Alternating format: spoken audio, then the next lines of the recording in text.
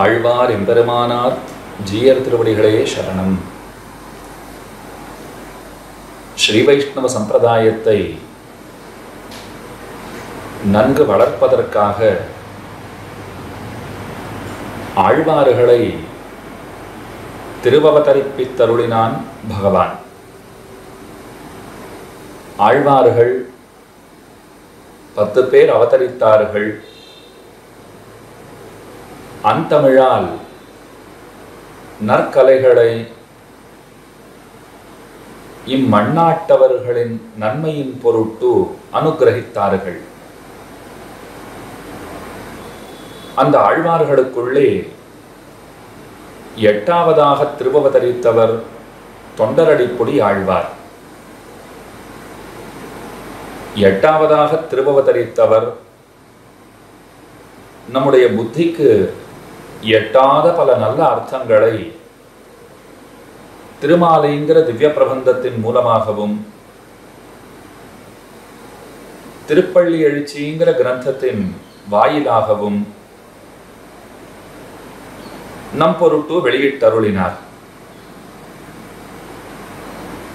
இந்த திவ்ய பிரபந்த தாரைங்கிற நிகழ்ச்சியிலே நாடோறும் நாம் திவ்ய பிரபந்த பாசுரங்கள் அவற்றினுடைய சீரிய அர்த்தங்களை கேட்டு இன்புத்து வருகின்றோம். ஸ்ரீமத் பரமஹம்சேத்யாதி ஸ்ரீ யதுகிரி யதிராஜ நாராயண ராமானுஜ ஜீயர் சுவாமி அவருடைய பெருங்கருணையின் வெளிப்பாடு, அதுதான் இந்த உபன்யாசத் தொடர்னு சொல்லலாம். அவருடைய திருவுள்ளத்தை அனுசரித்து எம்ஓபி அறக்கட்டளை நிர்வாகிகள் இந்த உபன்யாச நிகழ்ச்சியை திறம்பட நடத்தி வருகின்றனர்.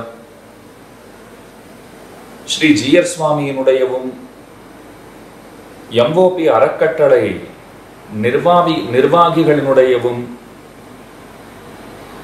பெருமுயற்சியாலே நமக்கெல்லாம் இந்த நல் விருந்துங்கிறது கிடைத்திருக்கிறது. இன்றைய தினம் திருமாலைங்கிற திவ்ய பிரபந்தம், அந்த திவ்ய பிரபந்தத்தை நாம் அனுபவிக்கவிருக்கிறோம். முதல் 3 பாசுரங்களினுடைய அனுபவம் இன்றைய தினம் நடைபெறும். தொண்டரடிப்பொடி ஆழ்வார் விப்ரநாராயணருங்கிற இயற்பெயர் வாய்க்க பெற்றவர். அவர் பின்னாளிலே பக்தாங்கிரி ரேணு என்னும் தொண்டரடிப்பொடி ஆழ்வார் என்றும் அழைக்கப்படலானார், பிரசித்தரானார். அவரை பதிவிரதா சிரோமணின்னு சொல்லுவார்கள். எப்படி ஒரு நல்ல குலமகள் தன்னுடைய கணவனை தவிர மற்றொருத்தரை அறிய மாட்டாளோ, அப்படித்தான் தொண்டரடிப்பொடி ஆழ்வாரும் திருவரங்கநாதனை தவிர மற்றொருத்தரை அறியாதவர், அந்த பெருமானுக்கே ஆட்பட்டிருந்தவர். திருமாலைன்னு பாடியிருக்கார், திருப்பள்ளி எழுச்சின்னு பாடியிருக்கார், ஆனா ஸ்ரீரங்கநாதனைத்தான் பாடியிருக்கார். பதிவிரதா சிரோமணி என்று கொண்டாட தகுந்தவர். புஷ்ப கைங்கரியம் பண்ணி பகவானை உகப்பித்து தாம் உகந்தவர். அவருடைய கைங்கரியத்திற்கு சில தடைகள் ஏற்பட்டன. அவருடைய வாழ்க்கையில் சில தொந்தரவுகளை அவர் எதிர்கொண்டார். ஆனால் பகவானுடைய பேரருளாலே அதிலிருந்து அவர் மீண்டார். அடியவர்களுடைய பாத தூளி அதனையே தம்முடைய சென்னிக்கு அணியாக அவர் சூடினார். நம்மை பரிசுத்தமாக்க வல்லது அடியவர்களுடைய ஸ்ரீபாத ரேணு என்று அவர் அறுதியிட்டிருந்தார். அடியவர்களையே தமக்கு எல்லாமுமாக கொண்டிருந்த பெருந்தகை அவர். அவர்தான் திருமாலைங்கிற பிரபந்தத்தை அனுகிரகித்திருக்கிறார். பகவானுக்கே திருமால்னு பெயர். மால்னு சொன்னால் தீர்க்கமான வியாமோகம். நம்மிடத்துல எத்தனை அன்புடையவன் அவன், அளவத்த அன்பாளன். அவனை பற்றிய பிரபந்தமாதலால் இந்த திவ்ய பிரபந்தமும் திருமாலை என்றே வழங்கப்படுகிறது. அவனை நினைச்சா பக்தர்கள் எப்படி உருகி போகிறார்களோ அப்படித்தான் திருமாலைங்கிற இந்த திவ்ய பிரபந்தமும் பக்தர்களை உருக்க வல்லது. திருமாலை தெரியாதுன்னு சொன்னா அன்னவர்களுக்கு பெருமாளையே தெரியாது, திருமாலையே தெரியாதுன்னு சொல்லுவார்கள். அத்தனை ஏத்தம் இந்த பிரபந்தத்துக்கு உண்டு. இந்த திவ்ய பிரபந்தத்திற்கென்று ஒரு உயர்ந்த தனியன் ஆளவந்தாருடைய அருமை திருக்குமாரர், எம்பெருமானாருடைய 5 ஆச்சாரியர்களுக்குள்ளே ஒருவர். அவருக்கு திருவரங்க பெருமாள் அரையர்னு திருநாமம். அந்த சுவாமிதான் இந்த திருமாலைங்கிற திவ்ய பிரபந்தத்துக்கு ஒரு தனியனை அனுகிரகித்திருக்கிறார். முதல்ல தனியனுடைய அர்த்தத்தை நாம் அனுபவித்து மகிழ்வோம். மத்தொன்னும் வேண்டா மனமே, மதிளரங்கர் கத்தினம் மேய்த்த கழலினை கீழ் உத்த திருமாலை பாடும் சீர் தொண்டரடிப்புடி எம்பெருமானை எப்பொழுதும் பேசு. ரொம்ப சிறிய தனியன், ஆனால் சீரிய பொருள் இந்த தனியனுள்ளே உண்டு. தம்முடைய நெஞ்சத்தை பார்த்து சொல்லுகிறார், நெஞ்சமே நீ என்ன செய்ய வேண்டும் தெரியுமா? எப்போதும் தொண்டரடிப்புடி ஆழ்வாருடைய பெருமையையே பேசிக்கொண்டிரு, அவர் திருநாமங்களையே சொல்லிக் கொண்டிரு. அவர் எப்படிப்பட்டவர்னு சொன்னால் மதிள் அரங்கர். எம்பெருமானுக்கு மதிள் அதுவே நிரூபகமாக இருக்கிறது. பராசர பட்டர் சாதிப்பராம், அந்த மதிள் எத்தனை உறுதியா இருக்குன்னு பாருங்கோ. மதிளினுடைய உறுதிப்பாடு அது உங்கள் நெஞ்சிலே எப்போதும் பட வேண்டும். இந்த மதிலே எத்தனை உறுதியா இருக்குன்னால் உள்ளுக்குள்ளே விளங்கும் பகவான் அவர் நம்மை காப்பதிலே எத்தனை உறுதியாக இருப்பாருங்கிறது நமக்கு தோன்ற வேண்டுமா? சப்த பிராகார மத்தியே சரசிஜமுகுலோத்பாசமானே விமானேன்னு ஆரம்பித்து பராசர பட்டர் ரொம்ப ஆச்சரியமா பாடுறாரே. திருவரங்கநாதன் சொன்னால் அந்த 7 பிராகாரங்கள் அந்த பெருமானுடைய பெருமையை பறைசாற்றுகின்றன. அப்ப திருவரங்கம்னு சொன்னால் உயர்ந்த திருமதில்கள் நம்முடைய நினைவிற்கு வரும்.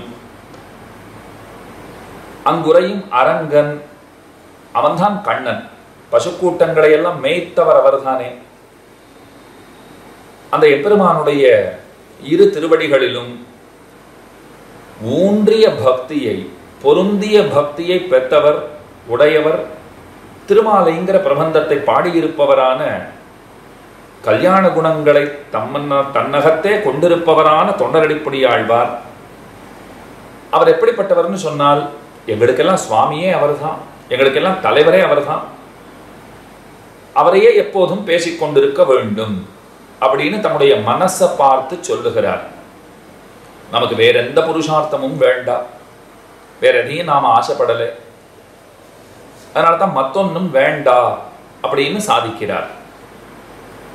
இந்த தனியனுக்கு பிழலோகம்ஜியருடைய வியாக்கியானம் அமைந்திருக்கிறது. அந்த வியாக்கியானத்தின் துணை கொண்டு ஒருவாறு சுருக்கமாக தனியனுடைய அர்த்தங்களை அறிய முற்படுவோம். வாரீர்னு உங்களை எல்லாம் அழைக்கிறேன். அதுவும் இன்றைய தினம் சித்திரை திருநாள், புத்தாண்டு தினமாக அமைந்திருக்கிறது. உங்கள் அத்தனை பேருக்கும் புத்தாண்டு தின நல்வாழ்த்துகள். பகவத் அனுபவம்ங்கிறது குறைவில்லாமல் எப்போதும் அத்தனை பேருக்கும் கிடைத்து கொண்டிருக்க கடவது என்று அது தன்னையே பிரார்த்தித்துக் கொள்கிறேன். மத்தொன்னும் வேண்டா மனமே, தொண்டரடிப்புடி ஆழ்வாருடைய திருநாமத்தை தவிர வேற எதுவும் வேண்டாம், வேற எந்த திருநாமமும் வேண்டாம்னு சொல்லுகிறார். வேற எந்த திருநாமமும் வேண்டாம்னு சொன்னால் இவர் என்ன சொல்ல வருகிறார்? இவர் பரம ஸ்ரீ வைஷ்ணவர். திருவரங்க பெருமாள் அரையர் ஆளவந்தாருடைய திருக்குமாரர்னு சொன்னால் அவருடைய பெருமைகளுக்கு ஒரு எல்லை உண்டோ? மிகச்சிறந்த ஸ்ரீ வைஷ்ணவர். இவர் மற்ற தேவதைகளுடைய பெயர்களை ஒருபோதும் சொல்ல போவது இல்லை. அதில் யாருக்கும் சந்தேகமே எழாது. மறந்தும் புறந்தொழாதவர் இவர். அப்ப மற்ற எந்த திருநாமமும் வேண்டாம்னு சொல்றாரே, தொண்டரடிப்பொடியாழ்வாருடைய திருநாமமே போதும் அப்படின்னு சாதிக்கிறாரே. அதனால என்ன சொல்ல வருகிறார் அப்படின்னால், இவர் சரமபருவ நிஷ்டர். சரமபருவ நிஷ்டர் அப்படின்னு சொன்னால் ஆச்சாரியனை கொண்டு பகவானை அடைய முற்படுகிறவர்கள், பாகவதர்களையே தங்களுக்கு பரம பிராபியமாக கருதி இருக்கும் அவர்கள், அவர்களைத்தான சரமபருவ நிஷ்டர்கள்னு கொண்டாடுகிறோம். அப்படிப்பட்ட இவர் பிரதம பருவமான பரத்வாதி பஞ்சமூர்த்திகளின் திருநாமத்தையே இங்கு வேண்டாம் என்று கழிக்கிறார். பிரதம பருவம்னு சொன்னால் பகவான், அந்த பகவானை கொண்டு பகவானை அடைய முற்படுகை, அதைத்தான் பிரதம பருவம்னு சொல்லுகிறோம். அந்த பகவான் எப்படிப்பட்டவராக இருக்கிறார்னால், அவருக்கு 5 நிலைகள் சாஸ்திரங்களிலே சொல்லப்பட்டிருக்கின்றன. எல்லோருக்கும் தெரிந்திருக்கிற அந்த 5 நிலைகள் பரத்வம், வியூகம், விபவம், அந்தர்யாமித்வம், அர்ச்சை அப்படின்னு சொல்லுகிறோம். இங்கே திருவரங்க பெருமாள் அரையருடைய அபிப்பிராயம், அவர் திருவள்ளம் எப்படி இருக்கிறதுன்னு சொன்னால், தொண்டரடிப்பொடியாழ்வார் திருநாமத்தை எப்போதும் சொல்லிக் கொண்டிருக்கிறேன், எனக்கு அதுவே போதுமானதாக இருக்கிறது. தாரக போஷக போக்கியங்கள் ஆழ்வாருடைய திருநாமம்தான். மற்ற எம்பெருமானுடைய திருநாமங்களை சொல்லுவதும் கூட எனக்கு அசஹ்யமாக இருக்கிறதுங்கிறார். பரத்வாதிகளின் பெயரை பற்ற சொல்லுகிறதாதல். பரத்வம்னு ஆரம்பிச்சு 5 நிலைமைகள்னு சொன்னேனே, அந்த 5 நிலைமைகளை உடையவனான எம்பெருமான், அந்த எம்பெருமானுக்குண்டான பல வகை திருநாமங்கள், அதெல்லாம் வேண்டாம் என்று சொல்லுகிறார். அதாவது அந்த பரரூபத்தோடு, வியூகரூபத்தோடு, விபவ, அந்தர்யாமித்வ, அர்ச்சாரூபத்தோடு, வாசியற, இவை அனைத்தையும் சேர்த்து எந்த வேறுபாடும் இல்லாமல் இதை ஏற்றுக்கொள்வேன், இது வேண்டாம், அது பரவாயில்லை, சேர்த்துக் கொள்கிறேன் அப்படின்னு எல்லாம் இல்லாமல் பிரதம பருவ திருநாமமான எதை சொல்லுகையும் இவருக்கு அசக்கியமாக இருக்கிறது. அது எல்லாத்தையும் தான் இவர் மத்தொன்னுன்னு சொல்றார். அதுக்கு மேல அர்த்தம் சொல்றார். அன்றிக்கே இந்த சரம பருவத்தில் திருநாம சங்கீர்த்தனம்ங்கிற ஒரு புருஷார்த்தத்தை சொன்னது. சரம பருவத்தில் எல்லா புருஷார்த்தங்களுக்கும் உபலட்சணமாய் பிரதம பருவத்தில் அனுபவம், கைங்கரியம் முதலான எல்லா புருஷார்த்தங்களையும் கழிக்கிறார் என்றும் கொள்ளலாம். இங்க மத்தொன்னுன்னு சொல்லி என்ன சொல்லிட்டார்? மத்தொன்னும் வேண்டாம்னுட்டார். எதெல்லாம் வேண்டாம்? எம்பெருமானுடைய திருநாமங்கள் எல்லாம் வேண்டாம் அப்படிங்கிறார். அப்ப என்னதான் வேணும் இவருக்கு அப்படின்னா, இவர் சரமபருவ நிஷ்டர். தொண்டரடிப்பொடியாழ்வாருடைய திருநாமங்களையே எப்போதும் சொல்லிக் கொண்டிருக்க வேண்டும், அதுவே போதும்ங்கிறார். அப்ப திருநாம சங்கீர்த்தனம்ங்கிற ஒரு புருஷார்த்தத்தை சொன்னது, அது சரம பருவத்துல எல்லா புருஷார்த்தங்களையும் சொன்னதற்கு உபலட்சணம். எல்லா புருஷார்த்தங்களையும் சொன்னதாக கொள்ள வேண்டும். அதுக்கு மேல பாருங்க, பிரதம பருவத்தில் அனுபவம், கைங்கரியம் முதலான எல்லா புருஷார்த்தங்களையும் கழிக்கிறார் என்றும் கொள்ளலாம். எம்பெருமானுடைய திருநாமங்கள்லாம் வேண்டாம், தொண்டரடிப்பொடியாழ்வார் திருநாமமே போதும் அப்படின்னா என்ன அர்த்தம்னால், தொண்டரடிப்பொடியாழ்வார் விஷயமான எல்லா கைங்கரியங்களையும் இவர் விரும்புகிறார் அப்படின்னு சேர்த்து கொள்ள வேண்டும். எம்பெருமானுடைய திருநாமம் வேண்டாம்னு சொன்னார் இல்லையோ, திருநாமம் வேண்டாம், அதை சொல்ல வேண்டிய தேவை எனக்கு இல்லை அப்படின்னு சொல்லியிருக்கார். அப்ப திருநாமத்தை மட்டும் தள்ளுறாரா அப்படின்னால் அப்படி கிடையாது. எல்லா புருஷார்த்தங்களையும் கழிக்கிறார். கைங்கரியம் முதலான எல்லா புருஷார்த்தங்களையும் அவர் தள்ளுகிறார், கழிக்கிறார்னும் கொள்ளலாம் அப்படின்னு இந்த இடத்துல ரொம்ப ஆச்சரியமான அர்த்தத்தை காட்டுகிறார். மத்தொன்னும் வேண்டா என்று பிரிய ஹிதங்களுக்கு உறுப்பாக வேறொன்னும் வேண்டா என்கிறது. பிரியத்துக்கும் ஹிதத்துக்கும் ஆழ்வாருடைய திருநாம சங்கீர்த்தனம் அதுவே போதுமே. சகல ஹிதங்களையும் அதுவே விளைவித்துக் கொடுக்குமே. அவர் விஷயத்திலே அனுபவ கைங்கரியங்கள் அதுதான் பரம பிராப்தியம். பகவன் நாம சங்கீர்த்தனமாகிற ஹிதமும் பகவத் அனுபவ கைங்கரியங்கள் முதலான பிரியங்களும் அதாவது பிராப்பியங்களும் வேண்டாம்னு சொல்லுகிறார். இவர் வரும்போது மதுரகவி ஆழ்வார் அவர் தேவுமத்தரியே அப்படின்னு பாடினாரோ இல்லையோ, ஆழ்வார் தான் எனக்கு தெய்வம் அப்படின்னு அவர் சொன்னா போலே இங்கே திருவரங்க பெருமாள் அரையர் அவர் என்ன சொல்லுகிறார்? தொண்டரடிப்பொடி ஆழ்வாருடைய திருநாமம் அதுவே போதுமானது, அதுதான் எல்லாம் அப்படின்னு சொல்லுகிறார். மனையேவ மனுஷ்யானாம் காரணம் பந்த மோக்ஷயோகோன்னு சொல்லுவார்கள். அது பந்தத்துக்காகட்டும் மோட்சத்துக்காகட்டும் மனசுதான காரணமாக இருக்கிறது. இந்த இடத்துல சொல்றார், சம்சாரத்திலிருந்து விடுபடுறதுக்கும் மனசுதான் காரணம், சம்சார பந்தத்திற்கும் மனசுதான் காரணமாக இருக்கிறது. அப்ப இந்த மனம்ங்கிறது பந்த மோட்சங்களுக்கு பொதுவாக இருக்கிறது. அந்த மனசை பார்த்து சொல்றார், நீ அப்படி பொதுவா இருக்காதே, நீ மோட்சத்திற்கே காரணமான அனுபவத்தை செய்வாய் அப்படின்னு சொல்றார். மோட்சத்துக்கே காரணமான அனுபவத்தை செய்வாய்ன்னு சொல்லியிருக்காரே, அப்படின்னா என்ன என்றொரு கேள்வி எழுகிறது. அதென்னென்னில் மதிளரங்கர் கத்தினம் மேய்த்த கடலினை கீழ் உத்த திருமாலை பாடும் சீர் தொண்டரடிப்பொடி எம்பெருமானை எப்பொழுதும் பேசு என்கிறது. மதிளரங்கர் பகவானை சொல்லும்போது பாருங்க, மதிள் திருவரங்கத்தானே அப்படின்னு பேசும்படி திருமங்கையாழ்வார் கட்டின மதிளையிட்டு நிரூபிக்கும்படியான கோயிலை உடையவர் திருவரங்கநாதன். அந்த எம்பெருமானுக்கு திருமங்கையாழ்வார் விசேஷமாக பல திருப்பணிகளை கைங்கரியங்களை எல்லாம் செய்தார். இன்னைக்கு திருமங்க மன்னன் திருச்சுற்றுன்னு உண்டு. அந்த திருமதிளை அவர் சமைக்கும் போது கட்டும் போது தொண்டரடிப்பொடி ஆழ்வாருடைய திருமாளிகை நந்தவனம் எல்லாம் இடைப்பட்டதாம். இப்ப திருமதிளை சமைக்க வேண்டும்னு சொன்னால் இவருடைய திருமாளிகை தோட்டத்தை எல்லாம் கழிக்கத்தான் வேண்டும், தள்ளத்தான் வேண்டும், புரியுறா போல சொல்லணும்னா இடிக்கத்தான் வேண்டும். ஆனா திருமங்கை ஆழ்வார் பார்த்தார், மதில் கட்டுறது என்னத்துக்காக? பகவானுடைய பாதுகாப்புக்காகன்னு நினைக்கிறோம். பகவானுக்கு உண்மையான பாதுகாப்பு யார்? அடியவர்கள் தான் பாதுகாப்பு.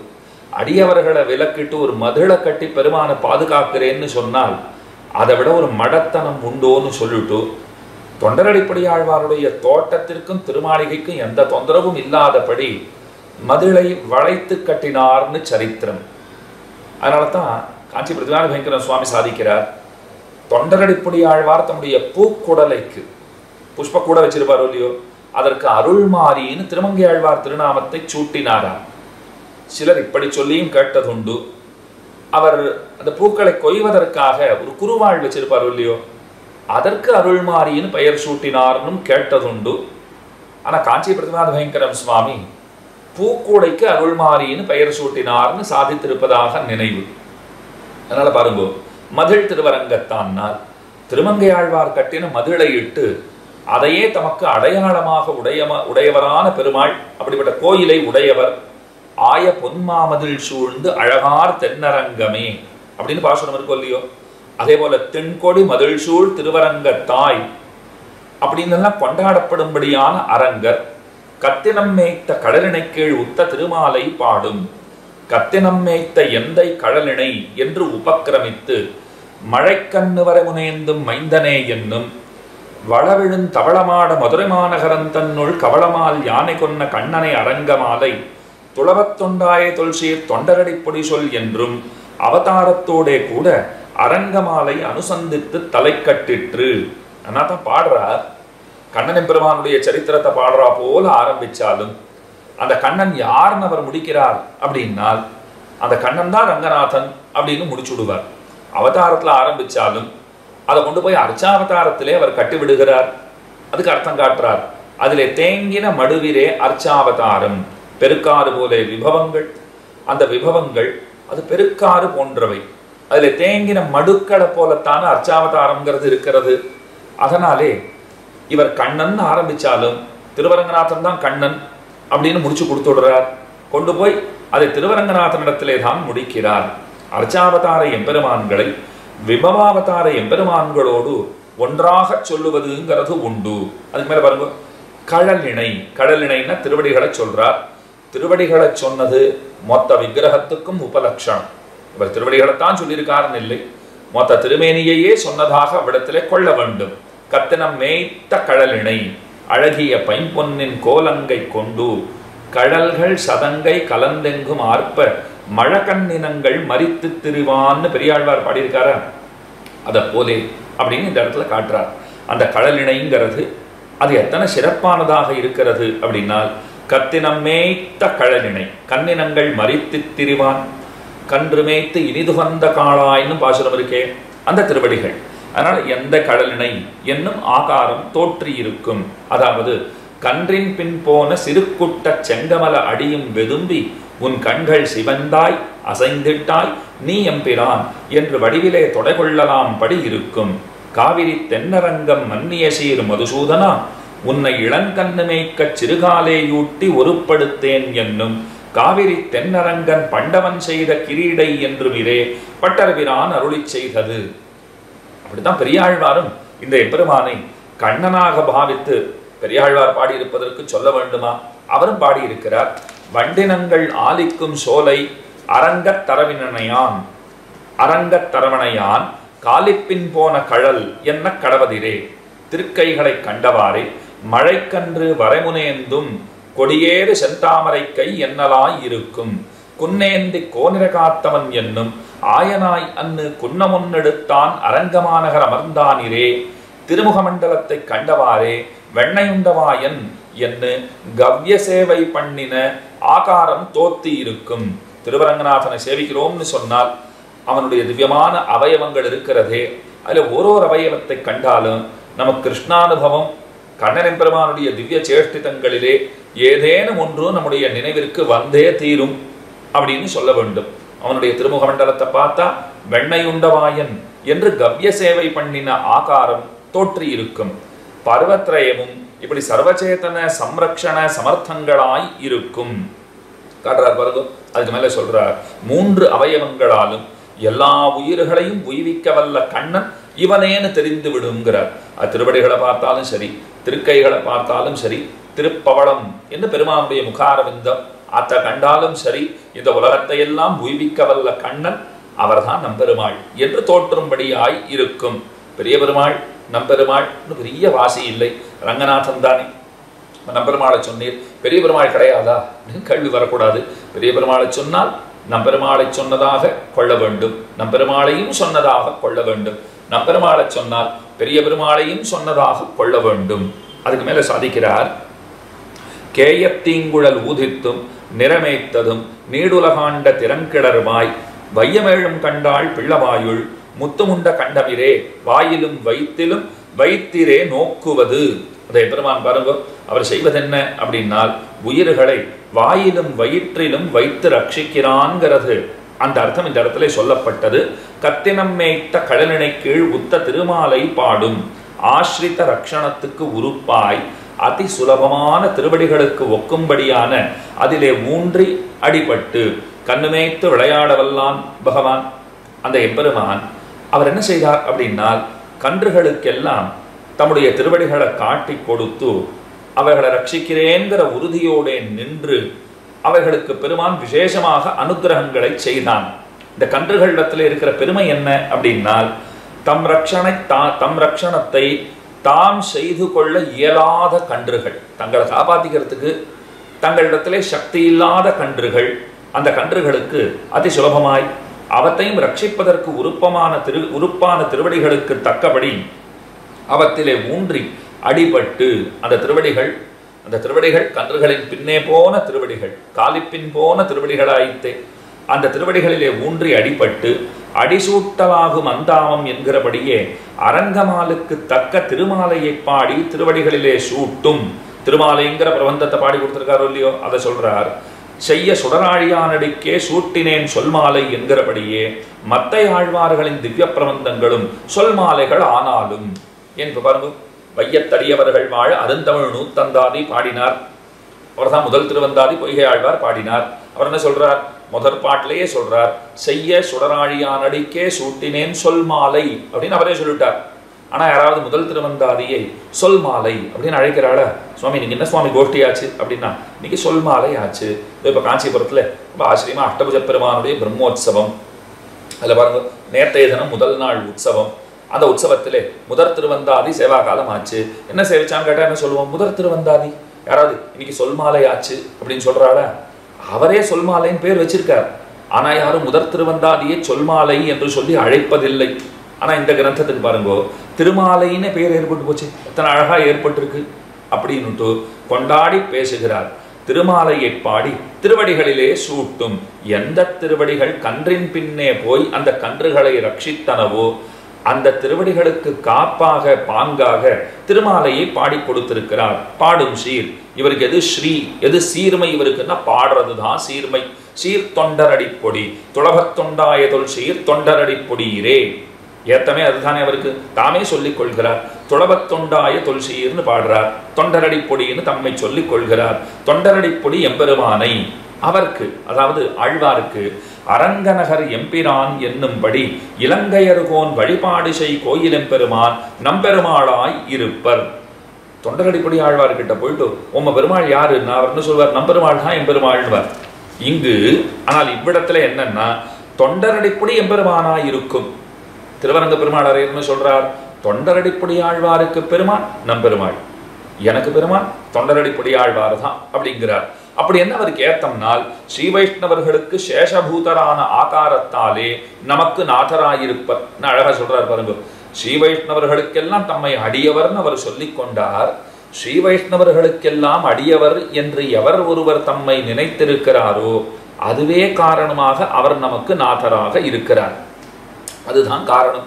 இப்படி நமக்கு சுவாமியானவரை எப்போதும் ஈதே சொல் என்கிறபடியே சர்வ காலத்திலும் அனுசந்தித்து போரும். எப்போதும் சொல்லிக் கொண்டிரு. குரோர் நாம சதா ஜபேத்து என்னும் அர்த்தம் சொல்லித்து. குரோர் நாம சதா ஜபேத்து, எப்போதும் குருவினுடைய திருநாமங்களை சொல்லிக் கொண்டிருக்க வேண்டும்னு சொல்லப்பட்டிருக்கோம் இல்லையோ? அதனால சொல்லிட்டு இருக்கணும். மத்தொன்னும் வேண்டாம் மனமே, வேற எதுவுமே வேண்டாம். என்ன திருவரங்க பெருமாள் அறையர் ரொம்ப ஆச்சரியமா தொண்டரடிப்படி ஆழ்வாருடைய திருநாமங்களையே சொல்லிக் கொண்டிருக்க வேண்டும்ங்கிற தம்முடைய பேர் அவாவை இந்த தனியன் வாயிலாக வெளியிட்டருளினார். மேல ரொம்ப ஆச்சரியமான திருமாலை வியாக்கியானத்துக்கு உண்டான அவதாரிக்கை, பரம காருணிகரான பெரியவாச்சான் பிள்ளை அவர் அருளி செய்திருக்கிற அவதாரிக்கை ரொம்ப கம்பீரமான அவதாரிக்கை, பெரிய அவதாரிக்கை. இதுக்கு மேல 3 பாசுரங்களினுடைய அனுபவம் வேறு இன்றைய தினம் நடைபெற வேண்டும். அதனால சுருக்கமாக விண்ணப்பிக்கிறேன். ஆரம்பத்திலேயே சொல்றார், நித்தியசூரிகள் எப்போதும் பகவானை அனுபவித்துக் கொண்டிருப்பவர்கள். அவர்களுடைய அனுபவத்திற்கு குறையே கிடையாது. பகவானை எப்போதும் அனுபவிக்கிறார்கள். அவாதான் அனுபவிக்கணுமா? நாம் எல்லாம் அனுபவிக்க கூடாதான்னா, யார் கூடாதுன்னு சொன்னா? ரொம்ப நன்னா அனுபவிக்கலாம். அப்ப ஏன் அனுபவிக்கலன்னா அதுக்கு யார் காரணம்? பகவான்களெல்லாம் தள்ளி வச்சிருக்காரா? அவர் உங்களை தள்ளி வைக்கல, நீங்கள் தான் அவரிடமிருந்து உங்களை தள்ளி வைத்துக் கொண்டிருக்கிறீர்கள் அப்படின்னு அர்த்தம். நாங்க தள்ளி வச்சுட்டு இருக்கோமா? எப்படி அப்படின்னால் அதுதான் சொல்றார், அனாதி காலம், ரொம்ப காலம் நம்ம என்ன நினைச்சுட்டு இருந்துட்டோம்? தேகமே ஆத்மா அப்படின்னு தேகாத்மாபிமானிகளா இருந்துட்டோம். அதுக்கும் மேலே எது போக்கியம் அப்படின்னா, இனியவை எது அப்படின்னா சப்தாதி விஷயங்கள் தான் இனியவை. அதுக்கு மேல ஏதாவது உண்டா அப்படின்னு கேட்டு இருந்தோம். சம்சாரத்திலே கை கழிந்த ஆழ்வாரை, இது நம்ம பத்தின பேச்சு மட்டும் அன்று, ஆழ்வாரும் அப்படித்தான் இருந்தார். மாறி மாறி பலவிறப்பும் பிறந்துன்னு பாசுரம் இருக்கோ இல்லையோ? ஆழ்வார்கள் நித்திய சம்சாரிகளிலே சிலர். அவர்களுக்கு எம்பெருமான் விசேஷமாக அனுகிரகம் செய்தான், மயர்வர மதிநலம் அருளினான். அதனால தான் ஆழ்வார்கள்ங்கிற உயர்ந்த நிலைமையை அவர்கள் அடைந்தார்கள். அதனால ஆழ்வார் எப்படி இருந்தார் அப்படின்னா தேகாத்மாபிமானியா இருந்தார். முதல்ல பல ஜென்மங்களிலே சப்தாதி விஷயங்களே போக்கியம் இருந்தார். சம்சாரத்திலே கைகழிந்த ஆழ்வாரை பெரிய பெருமாள் என்ன பண்ணினார்? தம்முடைய ஸ்வரூப ரூப குண விபூதிகளுக்கு வாச்சகமான திருநாம பிரபாவத்தை நிர்ஹேதுகமாக காட்டி அருளக் கண்டு தாமும் அனுபவித்து, அதுக்கு மேலே அனுபூஷுக்களையும் அனுபவிப்பிக்கவும் வல்லராய் பெரிய பெருமாளையும் உகப்பித்து தலை கட்டுகிறார். அழகா சொல்லிட்டார். ஆழ்வார் நித்திய சம்சாரியாத்தான் இருந்தார். ஆனா பகவான் என்ன பண்ணிட்டார் தெரியுமா? தம்முடைய ஸ்வரூபம் ரூபம், ஸ்வரூபம் தன்மை, ரூபம் வடிவம், குணங்கள் பண்பு நலன்கள், விபூதிகள் அப்படின்னா செல்வங்கள், இதெல்லாம் இருக்கும் இல்லையோ? இவை எல்லாவற்றையும் சொல்லும் அந்த திருநாமங்களினுடைய பெருமை. திருநாமங்களுக்கு அறிவிக்கிற ஏற்றம் உண்டு. பெருமானுடைய ஸ்வரூப ரூப குண விபூதிகளை அறிவிக்கிற உள்ளபடி தெரிவிக்கிற ஏத்தம் திருநாமங்களுக்கு உண்டு. அந்த திருநாமங்களினுடைய பெருமையை நிருஹேதுகமாக, ஆழ்வாரத்தில் எதையாவது எதிர்பார்த்து பகவான் செய்தாரானால் இல்லை, நிருஹேதுகமாக காட்டியருளினான். எந்த காரணத்தையும் பற்றி வாராத அருள். நிருஹேதுகம்னா என்னன்னா இப்படித்தான் சொல்லணும். எந்த காரணத்தையும் பற்றி வாராத அருள், எந்த காரணத்தையும் திருவுள்ளத்திலே கொண்டு செய்யப்படாத அருள். எந்த காரணமும் கிடையாது, ஆனா அனுகிரகம் பண்ணியிருக்காரு இல்லையோ, அதைத்தான் நிருஹேதுகம் அப்படிங்கிறோம். அதை தாமும் கண்டு அனுபவித்து, அந்த திருநாமங்களினுடைய சீர்மை ஏத்தம் அதை தாமும் கண்டு அனுபவித்து, எம்பெருமான் காட்ட கண்டு அவன் உணர்த்த உணர்ந்து அதை அனுபவித்து, அனுபவிக்க விரும்பும் மற்றவர்கள், பல பேருக்கு அனுபவிக்கணும்னு ஆசை இருக்கும் இல்லையோ, அவர்களையும் அனுபவிக்க செய்ய வல்லராய். தொண்டரடிப்படி ஆழ்வாருக்கு இருக்கிற ஏத்தம் என்னன்னா, அவர் நன்னா நிருஹேதுக கிருபையினால பகவன் நாமங்களினுடைய ஏத்தங்களை தெரிஞ்சுனுட்டார். அந்த அனுபவம் அவருக்கு ரசகனமா இருக்கு. தாம் அனுபவிச்சுட்டா போருங்கிற எண்ணமுடையவர் அல்ல. பல பேருக்கு அனுபவிக்கணுங்கிற எண்ணம் இருக்கு. ஆனா அனுபவிக்கிறவர் அனுபவிப்பிக்கிறவராகவும் இருக்க வேண்டும். அது ரொம்ப முக்கியமோ இல்லையோ. தெரிஞ்சிருக்கு, சொல்லவும் தெரியணுங்கிறது முக்கியம். தெரியும் சுவாமி, ஆனா சொல்ல வராதுன்னா என்ன பண்ணுவீங்க? அப்ப அவருக்கு நல்ல அனுபவம் ஓடின்னு இருக்கு, ஆனா அதை எடுத்து சொல்ல வல்லராக அவர் இல்லை அப்படின்னு சொல்றோம் இல்லையா. இப்ப ஆழ்வார் அவர் அனுபவிக்கிறார், மற்றவர்களையும் அனுபவிப்பிக்க வல்ல அந்த திறமை சாமர்த்தியம் படைத்தவராகவும் இருக்கிறார். அதனால அவர் என்ன பண்ணிட்டார், இங்க மற்றவர்கள்னு சொன்னா நாம மட்டும்ங்கிற எண்ணத்தை கொள்ளாதீர்கள், பெரிய பெருமாளையும் சேர்த்துக்கோங்க. அந்த பெரிய பெருமாளுக்கே பெரிய பெருமாளுடைய பெருமைகளை சொல்லுகிறார். இதுல வேடிக்கை என்னன்னா, பெரிய பெருமாள் தான் தம்முடைய திருநாமங்களினுடைய ஏத்தங்களை இவருக்கு சொன்னார். இவர் அந்த பெரிய பெருமாளுக்கே அவனுடைய திருநாமங்களினுடைய ஏத்தங்களை திரும்ப சொல்லுகிறார். அவ்வளவுதான் விஷயம். உகப்பித்து இப்பிரபந்தத்தை நிறைவுபடுத்துகிறார் தொண்டரடிப்புடி ஆழ்வார், தலை கட்டுகிறார். இப்ப சம்சாரிகள்னு ஆரம்பிச்சாரோ இல்லையோ, அது மூச்சுப்படியில பிளலோகாச்சாரியரும் சொல்றார். சம்சாரிகள் தங்களையும் மறந்து ஈஸ்வரனையும் மறந்து ஈஸ்வர கைங்கரியத்தையும் இழந்தோம் என்கிற இழவும் இன்னிக்கே சொல்லிட்டே போறாரு இல்லையோ. இப்போ சம்சாரிகள் அவ எப்படி இருக்கா அப்படின்னா, ஐஹிகத்தில் புண்ணிய பாப ரூபமான கர்மங்களை ஆர்ஜித்தும், ஐஹிகம் இம்மை பிறவியிலே புண்ணிய பாப ரூபமான கர்மங்களை எல்லாம் சேர்த்து வைத்து கொண்டும், பல பிறவிகள்ல இந்த புண்ணிய பாப ரூபமான கர்மங்கள் எல்லாம் சேர்த்து வச்சுட்டு இருக்கோம் இல்லையா, மறுமையிலே அப்ப என்ன பண்றோம் அப்படின்னா, நாம சேர்த்து வைத்திருக்கிற புண்ணிய பாப ரூபங்களான அந்த கர்மங்கள் அவத்தினுடைய பலன்களை எல்லாம், பலனையும் அறுவடை பண்ணித்தான் ஆகணும். அதை முறையே ஸ்வர்க்கத்திலும் நரகத்திலும் அனுபவித்து கொண்டும் போறதும் வரதுமா இருந்துட்டு இருக்கோம். ஆத்மா ஸ்வர்க்கத்துக்கும் போறது, நரகத்துக்கும் போறது, திரும்ப இங்க வர்றது, இங்க பல பிறவிகள் கழிகின்றன, திரும்ப ஸ்வர்க்கத்துக்கு போ, திரும்ப நரகத்துக்கு போ, எத்தனை பிறவிகள். அதான் 84 லட்சம் வகை யோனிகள் அப்படின்னு சொல்லுவார்கள். அப்ப எத்தனை பிறவிகள் போறதும் வரதுமா இருந்துட்டு இருக்கோமே. அப்படி திரியும் போது புண்ணிய பாபங்களை ஸ்வர்க்க நரகங்களிலே அனுபவித்து எஞ்சிய கர்மத்தோடே பூமியிலே கர்ப்பவாசம் பண்ணுவதற்கு வரும் வழியிலே இவ்வாத்மாப்படும் துன்பங்கள். கீர்த்தி மூர்த்தி புத்தூர் சுவாமின்னு கொண்டாடப்படுகிறவரான ஸ்ரீ வைஷ்ணவ சுதர்சனம் பத்ராதிபர் கிருஷ்ணசுவாமி ஐயங்கார் சுவாமி, புத்தூர் வக்கீல் சுவாமின்னு பிரசித்தர். அந்த சுவாமி 4000 திவ்ய பிரபந்தங்களுக்கும் எளிய தமிழ்நடை விவரணம் அனுகிரகித்திருக்கிறார். அடியேனும் அந்த எளிய தமிழ்நடை விவரணத்தின் துணை கொண்டுதான் யதாமதி யதாவகாசம் இந்த அர்த்தங்களை விண்ணப்பித்துக் கொண்டிருக்கிறேன். அவர் சாதிக்கிறார் பாருங்க, பல ஜென்மங்கள் கீழும் மேலுமா போயிட்டு வந்துட்டே இருக்கோமே. அப்படி திரியும் போது அந்த சந்தர்ப்பத்திலே புண்ணிய பாபங்களை ஸ்வர்க்க நரகங்களிலே அனுபவித்து எஞ்சிய கர்மத்தோடே இந்த பூமியில பிறக்கணும்னு எழுதி வைக்கப்பட்டிருக்கு அப்படின்னு வச்சுக்கோங்க. கர்ப்பவாசம் பண்ணுவதற்கு வரும் வழி, அந்த வழியில இந்த ஆத்மா படுகிற துன்பங்கள், பிறந்து பல கஷ்டங்களை அனுபவிக்கிறோங்கிறது இருக்கட்டும், இங்கே வருவதற்கு எத்தனை கஷ்டப்பட்டிருக்கோம் தெரியுமா? அந்த கஷ்டங்களை நாம் எப்படி தெரிந்து கொள்ள முடியும் அப்படின்னால், சாந்தோக்கிய உபனிஷத்து அந்த அர்த்தங்களை எல்லாம் சொல்லுகிறது. பஞ்சாக்னி வித்யைங்கிற பிரகரணம், அந்த பிரகரணத்திலே அந்த பகுதியிலே சாந்தோக்கிய உபனிஷத்து இவ்வாத்மா இந்த பூமிக்கு கர்ப்பவாசம் பண்ணுவதற்கு வரும் வழியிலே படும் சிரமங்கள் அது அனைத்தையும் வருணித்து சொல்லுகிறது. அதாவது நரகத்திலெல்லாம் நரகானுபவம்ங்கிறது கிடைக்கும் இல்லையோ, அந்த நரகானுபவம்ங்கிறத ஒரு யாத்தனா சரீரம்னு ஒரு சரீரத்தை கொடுத்து அனுபவிப்பர்கள். அதாவது யாத்தனா சரீரம்னு ஒரு சரீரம் கொடுத்துருவா. உங்களுக்கு புரியுதா போல சொல்றேனே, இப்போ நம்மளை கொண்டு போய் ஒரு பெரிய கடாய் இருக்கு, ஒரு வானதி, அதில் போட்டு அப்படியே நன்னா எண்ணெயில் வறக்கிறா போல வரப்பான்னா, இப்போ நியாயமாக நான் என்ன கேள்வி கேட்பேன், என் உடம்பு அத்தனை தாங்குமா? நீங்கள் சுட சுட எண்ணெயில் தூக்கி போட்டாலே அப்படியே துள்ளி குதிச்சு துடித்து அப்படியே நான் போயிட மாட்டேன்னா, அப்புறம் நீ வரத்தா என்ன வரக்கலைன்னா என்ன, எனக்கு என்ன தெரியவா போகிறது? ஏன்னா இந்த உடம்பு அவ்வளோலாம் தாங்குமா? அதுக்கு பதில் சொன்னால், அது அந்த மாதிரி கிடையாது. நீ இத்தனை புத்திசாலியாக இருந்தால் அவள் எத்தனை புத்திசாலியாக இருப்பா. உனக்கு ஒரு புதுசாக ஃப்ரெஷ்ஷாக ஒரு உடம்பு கொடுப்பா. அந்த உடம்பு எப்படிப்பட்டதுன்னால் பிராணம் போகாது, வலி பிராணம் போகும், உசுறு போகாது. ஆனால் தொந்தரவுகளை தொடர்ச்சியாக அனுபவித்தற்கு உரிய உடல் அங்கே வழங்கப்படும். அதைத்தான் யாதனா சரீரம்னு சொல்கிறோம். அந்த நரகானுபவம் முடிஞ்சதுன்னா அந்த சரீரத்தை அங்கேயே விட்டுட்டு அங்கே கணக்கு பாப்பாடலாம். நம்ம பண்ணின பாப்பங்களுக்கு சேர்ந்த நரகானுபவங்கிறது முடிஞ்சு போச்சு, இது ஆச்சு. கொஞ்சம் புண்ணியமும் பண்ணி வச்சிருக்கான், அதுக்கு ஸ்வர்கானுபவமும் இவனுக்கு ஏற்படணுமே அப்படிங்கிறதுக்காக ஒரு புண்ணிய சரீரம் அவனுக்கு தரப்படும். அதை எடுத்துன்னு நேர போகிறான், புண்ணிய பலன்களை எல்லாம் சொர்க்கத்திலே அனுபவித்து விடுகிறான். அதுக்கு மேலே என்ன ஆகுது அப்படின்னா, சிருஷ்டி காலத்திலேருந்து தொடர்ந்து இருக்கிற அந்த சூக்ஷ்மமான சரீரம்ங்கிறது இருக்கே, அந்த சரீரத்தோடு கூட வெட்டவெளியான ஆகாசம், பரந்த ஆகாசம், அதிலே போய் இந்த ஜீவன் விழுகிறான். அவன் எதிர்பார்த்து காத்திருக்கிறான். அந்த கர்மம் அது பக்குவம் அடையணும் இல்லையோ, அப்பதானே திரும்ப இங்க வருதல்ங்கிறது நடக்கும் சம்சாரத்திற்கு. அவன் அந்த சமயத்தை எதிர்நோக்கி அப்படியே இருக்கிறதே தெரியாம இருந்துட்டு இருக்கான்னு கொள்ள வேண்டும். இருக்கிறான்னு சொல்லும்படியான நிலையிலேயே இல்லை. அப்படியே அந்த ஜீவன் ஒரு இடத்துல ஒட்டி கொண்டு இருக்கா போல அவன் இருந்து கொண்டு இருக்கிறான்.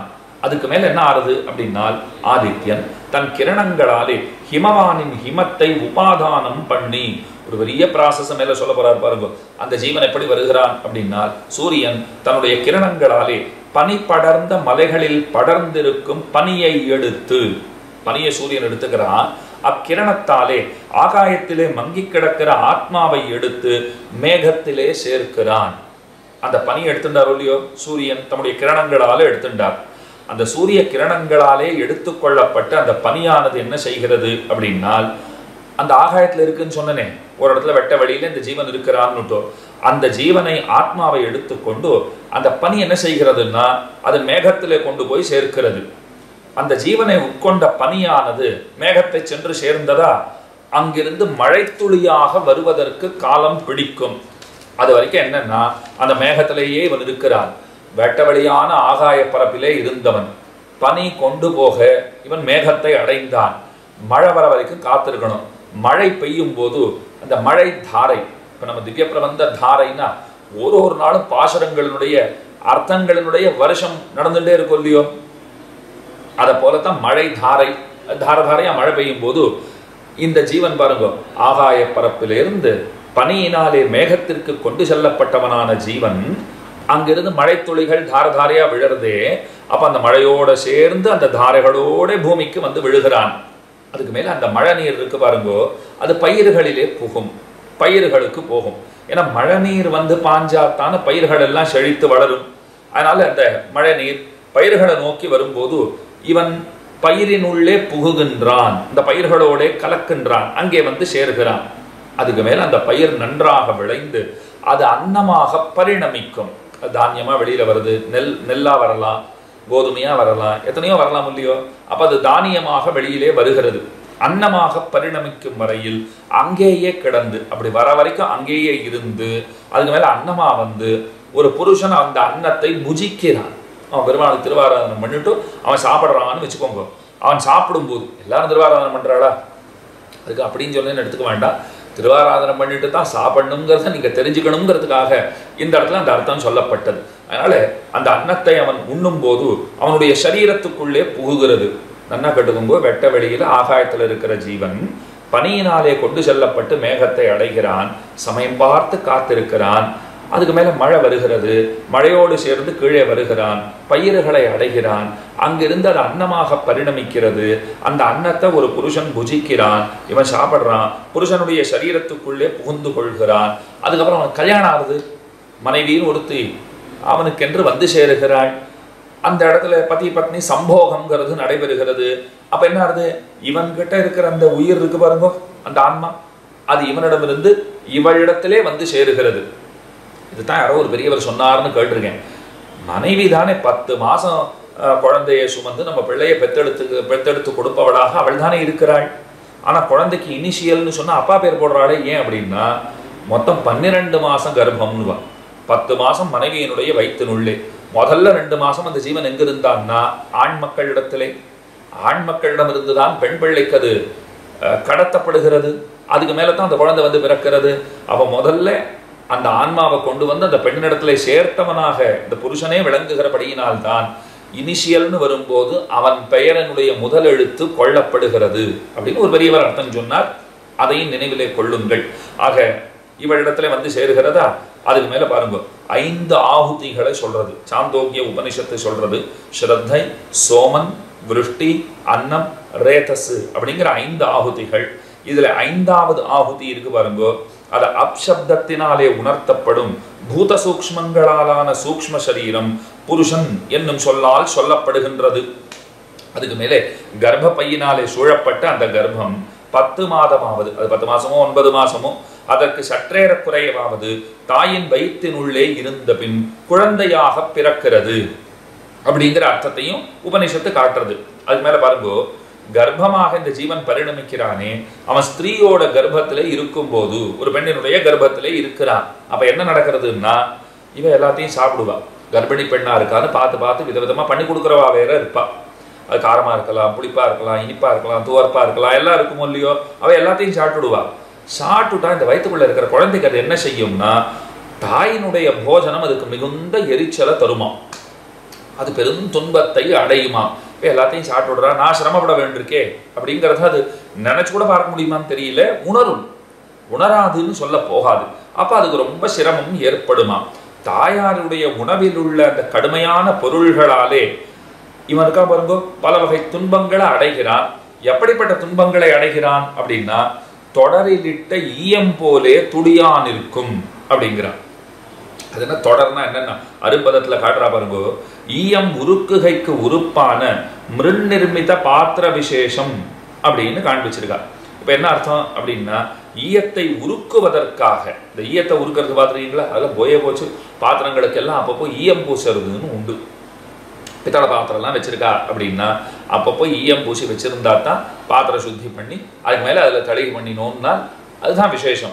ஈயம் பூசாத பாத்திரமா இருந்து அது 2 நாள் ஈயம் எல்லாம் போயிடுத்துன்னு சொன்னா அது எத்தனை வசதியான பாத்திரமா இருந்தாலும் சரி, அதில் தளிகை பண்ணி நாம் சாப்பிட்டோம்னு சொன்னா ரொம்ப ஜாக்கிரதையாக தான் இருக்கணும். அதுக்கு மேலே அது உடம்புக்கு பல கேட்டை விளைவிக்கும். அப்போ ஈயம் பூசுறதுன்னு உண்டோ இல்லையோ, அப்படி ஈயம் பூசப்படுகிற அந்த பாத்திரம் இருக்கிறதே அப்போ நன்னா அதை காய்ச்சுவா. அப்படி காய்ச்சிறாள் இல்லையோ, காய்ச்சும் போது அந்த பாத்திரம் பாருங்க, அது இப்படி அப்படியே அதை நல்லா வாட்டி வாட்டி இந்த பக்கம் வந்த அம்மா காண்பிச்சுட்டே இருப்பாளே, அது என்ன வேதனைப்படுமோன்னு தெரியாது பாத்திரம். ஆனால் ஒரு ஜீவன் தாயின் வயிற்றினுள்ளே இருக்கும்போது படுகிற வேதனைங்கிறது அந்த ஈயத்தை காய்ச்சுவதற்கு ஒப்பானதுங்கிறான். அந்த மாதிரி இருக்குமா இந்த குழந்தைக்கு. அம்மா எல்லாத்தையும் சாப்பிடுறா, நாம சிரமப்பட வேண்டியிருக்கே அப்படின்னுட்டு இந்த துன்பத்தோடு தான், இந்த கிளேசத்தோடே கர்ப்பம் இருக்கு பாருங்க, அந்த கர்ப்ப கோளம்னுவா, கர்ப்பப்பை, அந்த கர்ப்பப்பையில இருக்கே அந்த பையிலே கட்டுண்டு அவயவங்களை நீட்ட முடக்க மாட்டாமல், கை நீட்டுறது முடியறதா, கால் நீட்டிக்க முடியறதா, ஒன்றும் முடியல, பல வகை சிரமங்களை அனுபவிக்கிறார். அந்த ஸ்ரீவிஷ்ணு புராணம் சொல்றது, புருஷனானவன் பிறக்கும் போது மலம், மூத்திரம், ரத்தம், சுக்லம் ஆகியவற்றால் அழுக்கடைந்த முகத்தை உடையவனாய், உடம்பு முழுக்க அழுக்கா இருக்கு, எங்க பார்த்தாலும் அழுக்கா தெரியறது. அதுக்கு மேல பிரம்மா ஒரு வாயுவை அவர் செலுத்துறார், அதனால எலும்பு கூடுகள்லாம் அப்படியே நெருக்குமாம், அப்படியே போட்டு, அதனால இன்னும் வலி ஏற்படுகிறது. பிரசவ வாயுக்கள் எல்லாம் சேர்ந்து இவனை தலைகீழாக அப்படியே செய்யும். இப்படி கஷ்டமடைந்த அந்த ஜீவன் தாயின் வயிற்றிலிருந்து ரொம்ப துன்பத்துடன் கூட வெளிப்படுகிறான் என்று மிக வருத்தத்தோடு பிறந்த குழந்தை. கபீர்தாசர் அழகா சொல்லுவார், குழந்தை பிறந்தா அழுதான் தீரணும்னுவர். குழந்தை பிறக்கிறது, அழுகுரல் கேட்டுட்டு நமக்கு எல்லாம் ஆனந்தம் ஏற்படுறதா இல்லையா? வெள்ள உடனே எல்லாம் கையை தட்டிப்பா, கங்க்ராச்சுலேஷன்ஸ்னுவா, உடனே மொபைல் எடுத்து எல்லாருக்கும் மெசேஜ் எல்லாம் அனுப்புகிறோம். குழந்தை அழுகுரல் கேட்டுடுத்து, இன்னும் ஆனா பெண்ணான்னு தெரியல, செவிலித்தாய் நர்ஸ் வந்து வாசலை வந்து சொன்னாத்தான் தெரியும். கபீர் பார்க்குறார், குழந்தை அழறது, எல்லாரும் சிரிக்கிறா, குழந்தை புத்திசாலியா, இவாள்லாம் முட்டாள்பா, இவா குழந்தைகளா இருக்கா, குழந்தை புத்திசாலியா இருக்கேங்கிறார். ஏன் அப்படின்னா, இந்த சம்சாரத்துக்கே திரும்ப வந்துட்டோமேன்னு குழந்தை அழறான். அதுவும் நம்ம மூஞ்சியெல்லாம் பார்த்தா, ஐயோ இந்த மூஞ்சியெல்லாம் பார்த்துட்டு தானே இங்கேருந்து போனோம், திரும்ப இதே மூஞ்சிகளை பார்க்க வேண்டியிருக்கேன்னு அழறான். கபீர்தாசர் கேட்கிறார், குழந்தைக்கே தெரிஞ்சிருக்கு வரக்கூடாத இடத்துக்கு வந்திருக்கோன்னு தெரிஞ்சு போச்சு, அது அழறது. நீங்கள்லாம் சிரிக்கிறீங்களே அப்படின்னு வேடிக்கையாக கேட்குறாரு. உங்களுக்கெல்லாம் இத்தனை ஆனந்தமா இருக்கே, ஒரு ஒரு ஜீவன் இந்த சம்சாரத்திலே வந்து அகப்பட்டு கொள்வதை பார்க்க இத்தனை ஆனந்தமா? பொதுவாகவே மனித இயல்பு அதுதான் போல் இருக்கு. அடுத்தவா சிரமப்பட்டா சந்தோஷப்படுறது. அப்போ ஒரு குழந்தைக்கு வந்து பிறந்திருக்கிறதுன்னு சொன்னால் அது சிரமப்படுகிறது. கூரத்தாழ்வானுடைய வைபவத்தில் ஒரு ஐதிஹ்யம் சொல்றாளுங்க, ஒரு குழந்தை பிறந்தது, நண்பருடைய குழந்தை ஒன்று பிறந்தது, நண்பருக்கு ஒரு குழந்தை பிறந்தது.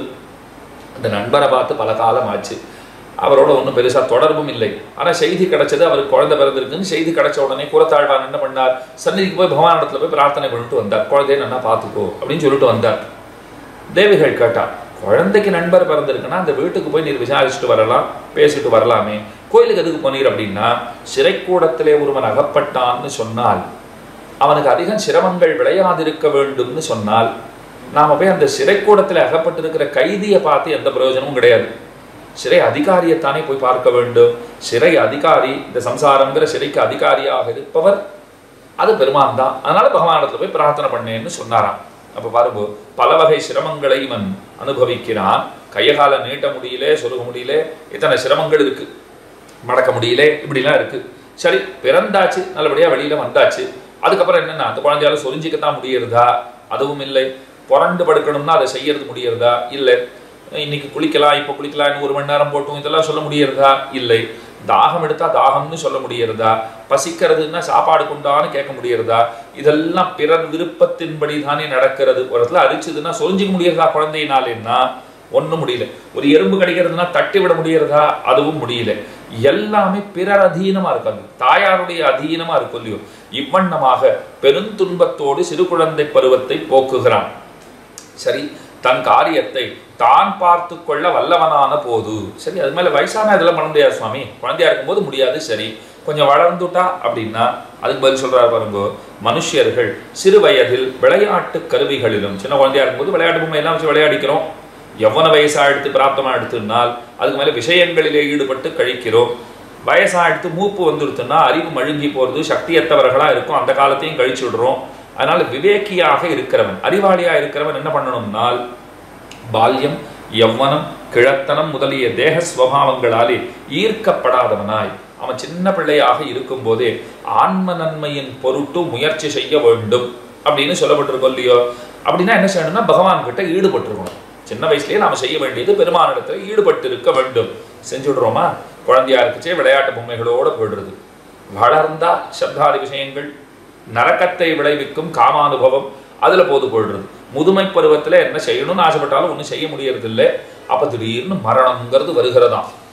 இந்த மரணம்ங்கிறது வந்துருத்துன்னா இறக்கும் தருவாயிலே யமகிங்கரர்கள்லாம் வரா, துன்புறுத்த வேண்டும்னுட்டு அந்த பாசக்கைத்தை எடுத்துட்டு வராடு இல்லையோ. அந்த சந்தர்ப்பத்திலே தேகத்தில இருந்து ரொம்ப கஷ்டத்தோட வெளிப்படுகிறான். வரச்சே எத்தனை சிரமப்பட்டு வந்தானோ அது போல கஷ்டப்பட்டுட்டே தான் இங்க இருந்தும் போகிறான். நேரம் எங்க போறான்னா நரகத்துக்கு போறான். அங்க போய் கிளேசம் தான், யாத்தனா சரீரம் கொடுக்கப்படுறது. ஆவி பிரியும் போது பெருந்துன்பத்தை அடைந்து கொண்டு மரணம் அடைகிறார். இப்படி சம்சார கடலில் விழுந்த சம்சாரிகள் படும் அந்த துன்ப அலைகள் இருக்கே, அதை கண்டு போக்தாரம் யஜ்ஞ தபசாம் சர்வலோக மகேஸ்வரம் சுஹிருதம் சர்வபூதானாம் ஞாத்வாமாம் சாந்தி ருச்சதி. கண்ணன் கீதையில சொல்றாரு இல்லையோ, தன்னை பத்தி சொல்றச்சு என்ன சொல்றார், நான் எல்லா ஜீவராசிகளுக்கும் ரொம்ப வேண்டப்பட்டவனா இருக்கேங்கிறார். அப்படி வேண்டப்பட்டவனாக என்னை அறிந்தால் சாந்தியை அடையலாம் அப்படின்னு சொல்லியிருக்கார். அப்ப நமக்கு வேண்டப்பட்டவர் அவர், நமக்கு எல்லாம் ஆருயிரானவர் அவர், அந்த பகவான். அவர் நமக்காக என்ன செய்திருக்கிறார்னால், இந்த சிரமங்களை அனுபவிக்கிற ஜீவன் அவன் உய்வதற்காக சாஸ்திர பிரதானம் பண்ணினான். அதிகம் அவகாசம் இல்லை, சுருக்கமா அர்த்தங்களை சொல்லிட்டு போறேன். சாஸ்திர பிரதானம் பண்ணினார். பராசர பட்டர் பாடுறார், அந்த ஸ்லோகம் பாடியிருக்காரு இல்லையோ, ஸ்ரீரங்கராஜஸ்தலத்துல சொல்றார். பகவான் என்ன பண்ணினார்னா, சாஸ்திரம்ங்கிற விளக்கை நமக்கு கொடுத்தார். அந்த விளக்கு எதற்காக தரப்பட்டது? நல்லதும் தீயதும் கண்டு விவேகிக்கைக்கு, அதுக்கு தான் விளக்கு தரப்பட்டது. ஆனா அந்த விளக்கை நாம சரியா பயன்படுத்தினோம்னா, விட்டில் பூச்சி அதுல விழுந்து மடிந்து சாகுறா போலே நாம சரியா பயன்படுத்தி கொள்ளாதவர்களாக போய்விடுகிறோம்.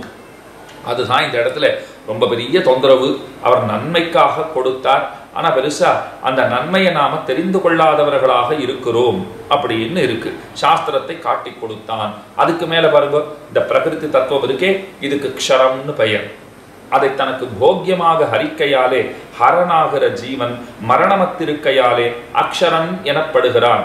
ஜீவனுக்கு மரணம் இல்லை, அக்ஷரன்னு சொல்லப்படுகிறான். இந்த பிரகிருதி புருஷர்களை ஒரு தேவன் நியமிக்கிறான். இதெல்லாம் நியமிக்கிறவரா யார் இருக்கா அப்படின்னா பகவான் ஒருத்தர் இருக்காரோ இல்லையோ. இந்த வாக்கியங்களை கொண்டு பார்த்தால் அறிவுள்ளவனான ஜீவன், அறிவற்றதான அச்சித்து, இந்த ரெண்டையும் நியமிக்கிறவனாயிருக்கிற ஈஸ்வரன் அப்படிங்கிற அந்த மூன்று தத்துவங்கள் இருக்கிறதே, அதை தனித்தனியாக காட்டி கொடுத்து அந்தர்யாமி பிராமணத்தாலே ஏஷ சர்வபூதாந்தராத்மா என்று ஜாத்தியந்தனுக்கு கண்ணை கொடுத்தார் போலேயும் இருட்டறையிலே விளக்கேற்றி காட்டினார் போலேயும் சேதனாச்சேதனங்கள் சரீரம், ஈஸ்வரன் சரீரி என்று ஈஸ்வரனோடு சேதனாச்சேதனங்களுக்குள்ள சம்பந்தத்தை காட்டி கொடுத்து, இப்போ பகவானோடு நமக்கு இருக்கிற சம்பந்தத்தை இந்த பிரமாணங்கள் தான் சொல்றது. சித்து அச்சித்து ஈஸ்வரன் சொல்றோம்.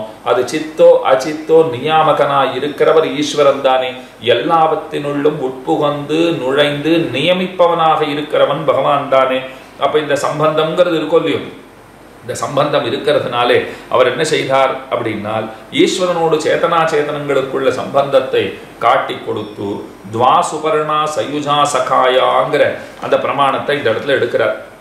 அந்த பிரமாணத்தை எடுத்து சேத்தனனுக்கு அச்சித் சம்பந்தம்ங்கிறது கர்மோபாதிகம் என்று காட்டி கொடுத்து, இந்த சேத்தனனுக்கு இந்த தேகம் ஏன் கிடைத்தது அப்படின்னா இது கர்மாதீனம், கர்மங்களை செய்து வைத்திருக்கிறோமே, அதனால தான் இது கிடைத்திருக்கிறது அப்படின்னு சொல்லப்பட்டது.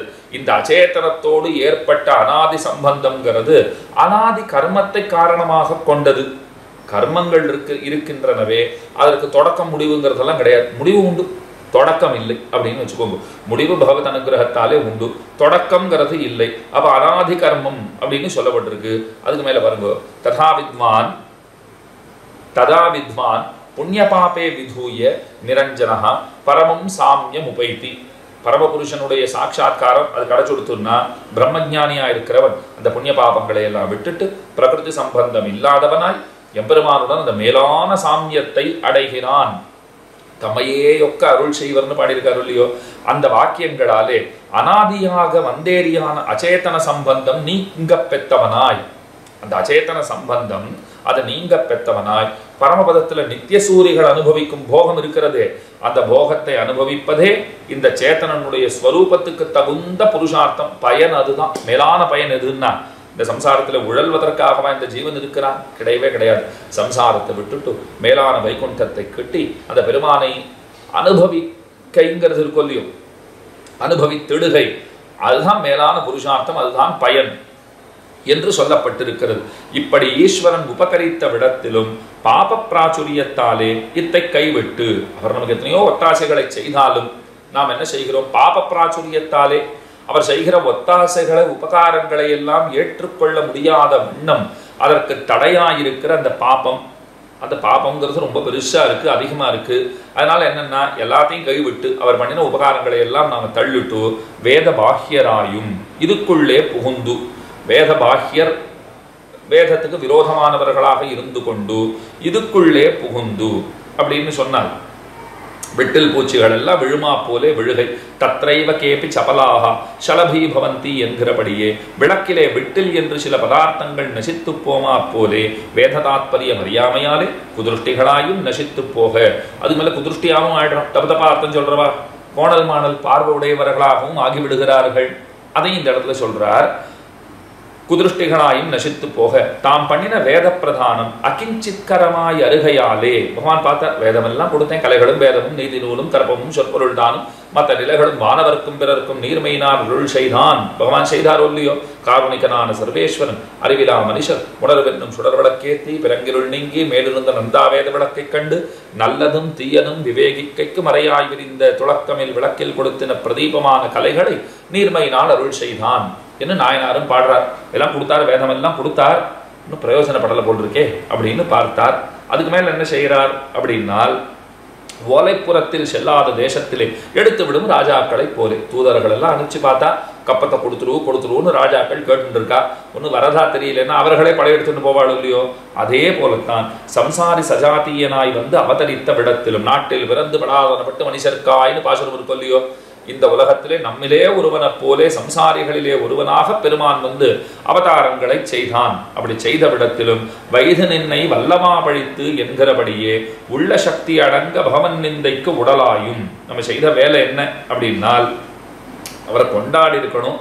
அவர் கொடுத்த சக்தியை, அந்த சக்தியை கொண்டே அவரை நிந்திப்பது, சிசுபாலன் பண்ணா போலே, ஹிரண்யன் ராவணன் முதலானோரை போலே அவனோட சண்டை போட்டும் அவனை எதிர்த்தும் சேத்தனர் அழிந்து போகையாலே அவதாரமும் பயனற்று போகிறது. அவதாரங்களை பண்ணி பார்த்தும் பிரயோஜனம் இல்லை.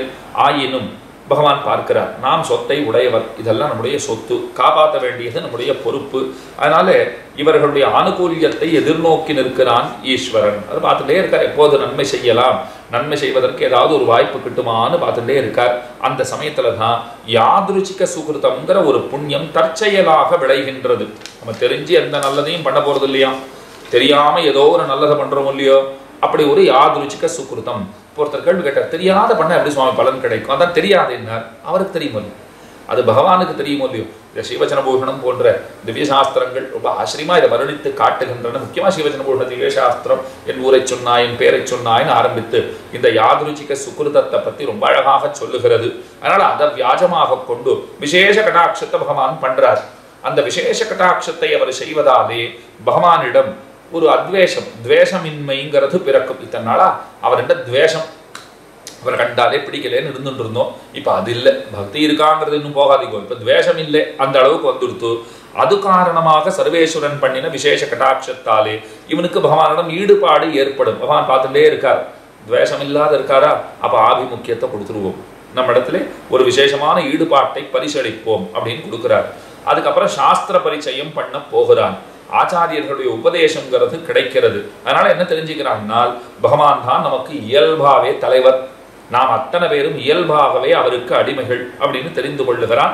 அந்த உண்மை அறிவு சேத்தனனுக்கு ஏற்படுகிறது.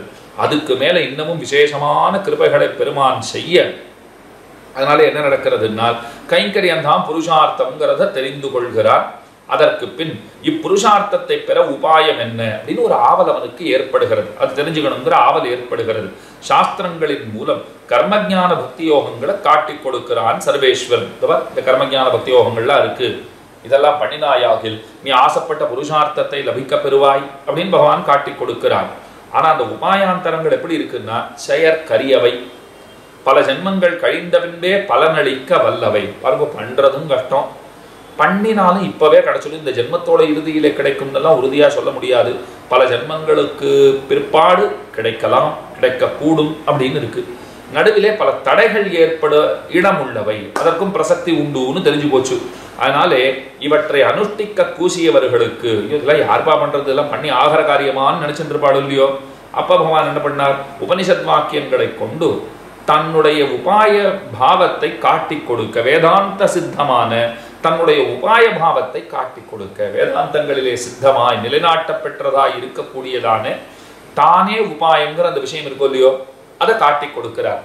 பக்தியினுடைய துஷ்கரதையோபாதி பிரபத்தி நிஷ்டாஹேத்துவான மகாவிஸ்வாசமும் சிலருக்கு கிட்டுகை அரிதாகையாலே இதில் இழிய கூசினவர்களுக்கு பக்தி யோகங்கிறது செய்வதற்கு கடினமாயிருப்பது. அது சாத்தியோபாயம். சாத்தியோபாயம்னு சொன்னால் தயார் செய்ய வேண்டிய நிலையில் இருக்கிற உபாயம், நம்மாலே உண்டாக்கப்பட வேண்டிய நிலைமையில் இருக்கிற ஒரு உபாயம், நாம செய்ய வேண்டிய உபாயம் அப்படின்னு வச்சுக்கோங்க. அந்த பக்தி யோகம்ங்கிறது செயற்கரியதாக இருக்கிறது. சித்தோபாயமான பகவானே இயல்பான உபாயம் அப்படிங்கிற அந்த உறுதியாய் பிரபத்தியிலே ஊன்று நிற்பதற்குறுப்பான மகாவிஸ்வாசம் இருக்கே, அதுவும் எல்லாருக்கும் கிடைச்சிடுறது இல்லை, சிலருக்கு அது அரிதாக இருக்கிறது. இந்த காரணத்தாலே பக்தியை போல பிரபத்திங்கிறது கூட ரொம்ப கட்டமானது போல் இருக்குன்னு பல பேர் தள்ளி நிற்கிறாளாம். பக்தி யோகம் அது அறவே கடினம், செய்யவே முடியாது, செய்யவும் கூடாதுங்கிறது இன்னொரு புறம் இருக்கட்டும். செய்ய வேண்டியது அன்று, செய்யவும் கூடாது, செய்ய முடியாதுங்கிறது இருக்கட்டும், செய்ய முடிந்தாலும் செய்யக்கூடாதுங்கிறதையும் நினைவில் வச்சுக்கோங்க. அது எதனாலேங்கிறது அது எல்லாருக்கும் தெரிஞ்சிருக்கிற விஷயம்தான். நாம் பகவானுக்கு ஆட்பட்டவர்கள், நாம முயற்சி செய்து அவனை அடைவதுங்கிறது கூடுமா, அது இயலுமா? அவரா திருப்தி அடையாத வரையிலும் அவரை திருப்திப்படுத்துறதுங்கிறது நம்மளால முடியாது. நாம ஒன்று செஞ்சு அவரை பெறுகிறோங்கிற அளவில் தான் அவர் இருக்கார். அவருடைய நிருகேதுக கிருபையினாலே நம்மை பெருமான் வாழ்வி தருளுகிறான், அதுதான் உண்மை. அதை நினைவில் வச்சுக்கோங்க. அப்ப நாம செய்யறதுன்னு சொன்னா, இப்ப இந்த இடத்துல பாருங்க, பக்தியோகம் கட்டினம், சரி, பிரபத்தி எப்படிப்பட்டது அப்படின்னா அதுக்கு மகாவிஸ்வாசம் தேவையா இருக்கு. மகாவிஸ்வாசம்ங்கிறது இயல்பா ஏற்பட்டுடுமா? பேரு தப்பாதுன்னு துணிந்திருக்கையும் அப்படின்னு படலோகாச்சாரியர் சாதிக்கிறார் இல்லையோ. ரக்ஷிஷ்யதீதி விஸ்வாசா ஒன்னு சொல்றாரு, அவன் ரட்சித்தே தீருவான் அப்படிங்கிற அந்த விஸ்வாசம், உறுதிப்பாடு இருக்கணும். அது ரொம்ப அரிதா இருக்கிறது. இக்காரணத்தாலே பக்தியை போலே பிரபத்தியிலும் இழிய தயங்கியவர்களுக்கு சர்வாதிகாரமான யாதுருச்சிக பவன் நாம சங்கீர்த்தனமே தஞ்சமாகும். ரொம்ப அழகான அர்த்தம். அது என்ன யாதுருச்சிகமானதுன்னா, ஒரு பலனை எதிர்பாராமல் சொல்லத்தக்க திருநாமங்கள். திருநாமங்களை சொல்றதுனால என்ன கிடைக்கும்னு எதிர்பார்த்தெல்லாம் சொல்ல மாட்டேன். திருநாமத்தை சொல்றதே ரொம்ப ஆனந்தமா இருக்குண்ணா, அதுக்காக சொல்லிட்டு இருக்கேன் அப்படின்னு இருப்பாடு இல்லையோ. ஒரு பலனை எதிர்பாராமல் செய்யப்படும் பகவன் நாம சங்கீர்த்தனம் இருக்கே, அதுவே தஞ்சமாக இருக்கிறது. அது சேத்தனருடைய உபாய விரோதி பாபத்தை போக்கி அவரவர் புண்ணியத்துக்கு தக்கவாறு சிலரை கர்மஜான பக்தி யோகங்களாகிற உபாயாந்தரங்களிலே மூட்டியும். திருநாமங்களை சொல்லிட்டே இருங்கோ, அவரவர்களுடைய புண்ணியங்களுக்கு தகுந்தவாறு அது என்ன செய்யும் அப்படின்னா, முதல்ல பாபங்களை எல்லாம் போக்கி கொடுத்துட்டு சிலரை கர்மஜான பக்தி யோகங்களை செய்வதற்கு தயாராக செய்யும், பலன் அடையும்படி செய்யும். சிலருக்கு பிராபிய விரோதி பாபத்தையே போக்கி பிராபியம் விளைவதற்கும் தானே காரணமாம்படியான பெருமையை உடையதாயிற்று. அதனுடைய வைபவம் எப்படி இருக்குன்னா, சில பேர் கர்மஜான பக்தி புண்ணியங்களுக்கு சேர கர்மஜான பக்தி யோகங்களை செய்வதற்கு உறுப்பான அந்த சாமர்த்தியத்தை கொடுத்து அதிலே தள்ளும். சில பேருக்கு தானே பெருமானை பெற்று தருகிற வைபவமும் அதற்கு உண்டு, பிராபியம் விளைவதற்கும் தானே காரணமாம்படி இருக்கும் பெருமை.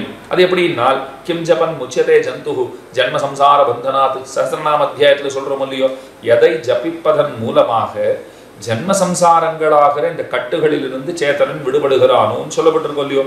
வாசுதேவாஸ்ரயோ மர்த்தியோ வாசுதேவ பராயணா சர்வபாப விசுத்தாத்மா யாதி பிரம்ம சனாதனம். வாசுதேவனையே ஆசிரியத்திருப்பவனாய் அவனையே மேலான பிராபிய பிராபகங்களாக கொண்டவனாயிருக்கும் மனிதன் எல்லா பாபங்களும் நீங்க பெற்றவனாக ஆகிறான். பழமையானவனான சனாதனனான பகவானை பிரம்மத்தை அவன் அடைகிறான் அப்படின்னு சொல்லப்பட்டிருக்கிறதுனாலே இத்தனை பெருமை உண்டுன்னு சொல்லப்படுகிறது. இவ்வாழ்வார் தமது சித்தோபாய நிஷ்டைக்கு உறுப்பாக தும்மினாலும் இருமினாலும் ஸ்வயம் பிரயோஜனமாக திருநாமம் சொல்லுவதிலே ஈடுபட்டவர். அவர் தும்மினாலும் பகவான் கூப்பிடுறார், இருமினாலும் பகவான் கூப்பிடுறார், ஸ்வயம் பிரயோஜனமாக. இது சொல்றதுனால ஒரு பிரயோஜனம்னு அவர் சொல்றது இல்லை, திருநாமங்களை சொல்லுவதே பிரயோஜனம். அப்படி அந்த திருநாம வைபவம் தெரிய பெற்றவராக இவர் இருக்கிறார் இல்லையோ. அந்த வைபவத்தை தான் இந்த திருமாலைங்கிற கிரந்தத்தாலே இந்த பிரபந்தத்தாலே பேசுகிறார். திருநாமத்தில் இவர் எழிகைக்கடி ஸ்ரீ விஷ்ணு தர்மம் அழகா சொல்லிட்டார். இவருக்கு இந்த திருநாம சங்கீர்த்தனம் ஏன் இவ்வளவு பிடிச்சிருக்கு, அதுக்கு என்ன காரணம்னா, ஸ்ரீ விஷ்ணு தர்மம்ங்கிற கிரந்தம் இருக்கே அதுதான். அது தனக்கு வக்தாயார் ஸ்ரோதா ஆர், அது விளைந்தபடி எங்கனே என்னில். அந்த கிரந்தமா அப்படி ஒரு கிரந்தமா? அதை சொன்னவர் யார், கேட்டவர் யார், அது எங்கனே பிறந்தது, எப்படி இயற்றப்பட்டது அப்படின்னால், பாண்டவர்களுக்கு இவ்வருகே 4-5 தலைமுறை சென்ற அளவிலே, பாண்டவர்களுக்கு பிற்பாடு 4-5 தலைமுறைகள் கடந்த பிறகு சதானீகன் அப்படின்னு ஒரு ராஜா இருந்தான். அவன் பகவத் விஷயீகாரமுள்ள சந்தானத்திலே பிறந்தான் ஒருவன் ஆகையாலே எம்பெருமானாலே ரட்சிக்க தகுந்த கட்டாட்சிக்கப்பட்ட பாண்டவர் குலம். அந்த சந்ததியில பிறந்தவன் இல்லையோ, அதனால அவன் பரமசாத்விகனாக இருக்கிறான். அபிஷிக்தனானவன்றே தொடங்கி சிறியத்தை பெரியது நலியாதபடி நாட்டை ரட்சித்து அவன் பட்டம் சூடின பிற்பாடு நல்லபடியா ராஜ்ய பரிபாலனம் பண்ணிட்டு இருக்கான். அதிருஷ்டசேஷமாக இவர்களுக்கு நம்மால் செய்யலாவதென், மறுமையிலே இக்குடிகளுக்கு நாம் செய்யக்கூடியது என்ன? இப்ப ராஜாவா இருந்து எல்லாரையும் நல்லா பார்த்துட்டு இருக்கோம், மறுமையிலே என்ன செய்ய முடியும்னு ஆலோசித்தான். அப்ப சௌனக பகவான் சௌனக மகர்ஷியின் இடத்துல அவன் சென்றான். அவன் போயிட்டு சொல்றான், ஜனங்கள்லாம் பாருங்க, வயிறு வளர்ப்பதைத்தான் குறிக்கோளாக பலரும் கொண்டிருக்கிறார்கள், சப்தாதி விஷயங்களிலே மண்டி திரிகிறார்கள். இந்த ஜீவர்களுக்கு உய்வுபாயமாயிருக்கிறதொன்றை அருளி செய்ய வேண்டும்.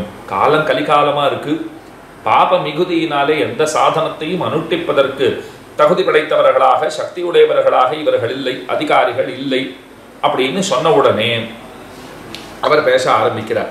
அப்படின்னு போய் கேட்ட உடனே, சர்வாதிகாரமான பகவன் நாம சங்கீர்த்தனமே ஆத்மாக்களுக்கு உஜ்ஜீவனோபாயமாய் இருப்பது. பெருமானுடைய திருநாமங்கள் இருக்கே, அந்த நாம சங்கீர்த்தனம் அதுதான் ஆத்மாக்களுக்கு உஜ்ஜீவனோபாயம் அப்படின்னு அவர் அருளி செய்தார். அங்கு ஸ்ரீ சௌனக பகவான் வக்தா சதானீகன் ஸ்ரோதா என்ன அழகா மேல சொல்லிட்டு வர்றார் பாருங்க. இப்போ ஸ்ரீ விஷ்ணு தர்மம்ங்கிறது தான் தொண்டரடிப்படி ஆழ்வார் இந்த திருநாம சங்கீர்த்தனத்திலே ஊன்றுகைக்கு அடி காரணம் நிதானம் அப்படின்னு சொல்லிட்டார். அந்த ஸ்ரீவிஷ்ணு தர்மம்ங்கிறது என்னன்னா, அது சதானீகனுக்கு பாண்டவர்களுக்கு பிற்பாடு வந்தவன், ரொம்ப நல்லவன், அதெல்லாம் சொல்லியாச்சு. அவனுக்கு சௌனக பகவான் உபதேசித்தார். அவனுக்கு உபதேசிக்கப்பட்ட விஷயங்கள் அதுதான் அந்த கிரந்தத்திலே இருக்கின்றன அப்படின்னு சொல்லிட்டார். அப்ப அந்த ஸ்ரீவிஷ்ணு தர்மம்ங்கிற கிரந்தத்துக்கு வக்தா, அதை சொன்னவர் சதானீகன், ஸ்ரோதா சதானீகன், சொன்ன வக்தா சௌனக பகவான் அப்படின்னு பார்த்துட்டோம். இங்க திருமாலையில பாருங்க, ஆழ்வார் வக்தா, சொல்றவர் ஆழ்வாரா இருக்கார், கேட்கிறவர் பெரிய பெருமாள் ஸ்ரோதா. அழகா சொல்லிட்டார், பெரிய பெருமாள் தான் கேட்கிறார். அங்கே அஜ்ஞாத பிரஷ்னம், சதானீகன் கேட்டா சௌனக பகவான் சொன்னார், தெரியாதத சதானீகன் கேட்டான், தனக்கு தெரிஞ்சதை சௌனக பகவான் சொன்னார். இங்க கேட்கிற பெரிய பெருமாள் தெரியாதவரா, சர்வஜர்னு பெயர் பெற்றவர், எல்லாம் அறிந்தவர், அவர் கேட்டு இருக்கார். ஏன் கேட்கிறாருன்னு கேள்வி வந்தது. எல்லாம் தெரிஞ்சவர்னு சொன்ன பிற்பாடு அவர் ஆழ்வார் சொல்லி இப்ப கேட்கணுமா, அப்போ எனக்கு எல்லாம் தெரியும் அப்படின்னு சொல்லிடலாம் இல்லையோ, சுருக்கமா சொல்லுன்னு சொல்லலாம் இல்லையோ, கேட்டு இருக்காரு அப்படின்னால் அதுக்கு ஒரு பிரமாணம் எடுக்கிறார். ரொம்ப ஆச்சரியமான அர்த்தம். கிம் மிருஷ்டம் சுதவச்சனம் புனரப்பி மிருஷ்டம் ததேவ சுதவச்சனம் மிருஷ்டாதபி மிருஷ்டதரம் ததேவ பரிபக்வம் சுதவச்சனம். ரொம்ப ஆச்சரியமான அர்த்தம். எது ரொம்ப இனிமையானது போக்கியமானதுன்னா, ஒரு சின்ன குழந்தை அதனுடைய மழலை சொல் அது எத்தனை போக்கியமானதா இருக்கு, கேட்டே இருக்கலாம் போல் இருக்கு. சரி, அதை விட இனிமையானது மறுபடியும் இனிமையா இருப்பது எதுன்னா அந்த குழந்தையினுடைய பிள்ளை பேச்சுக்கள், அதுதான் இனிமையா இருக்கு.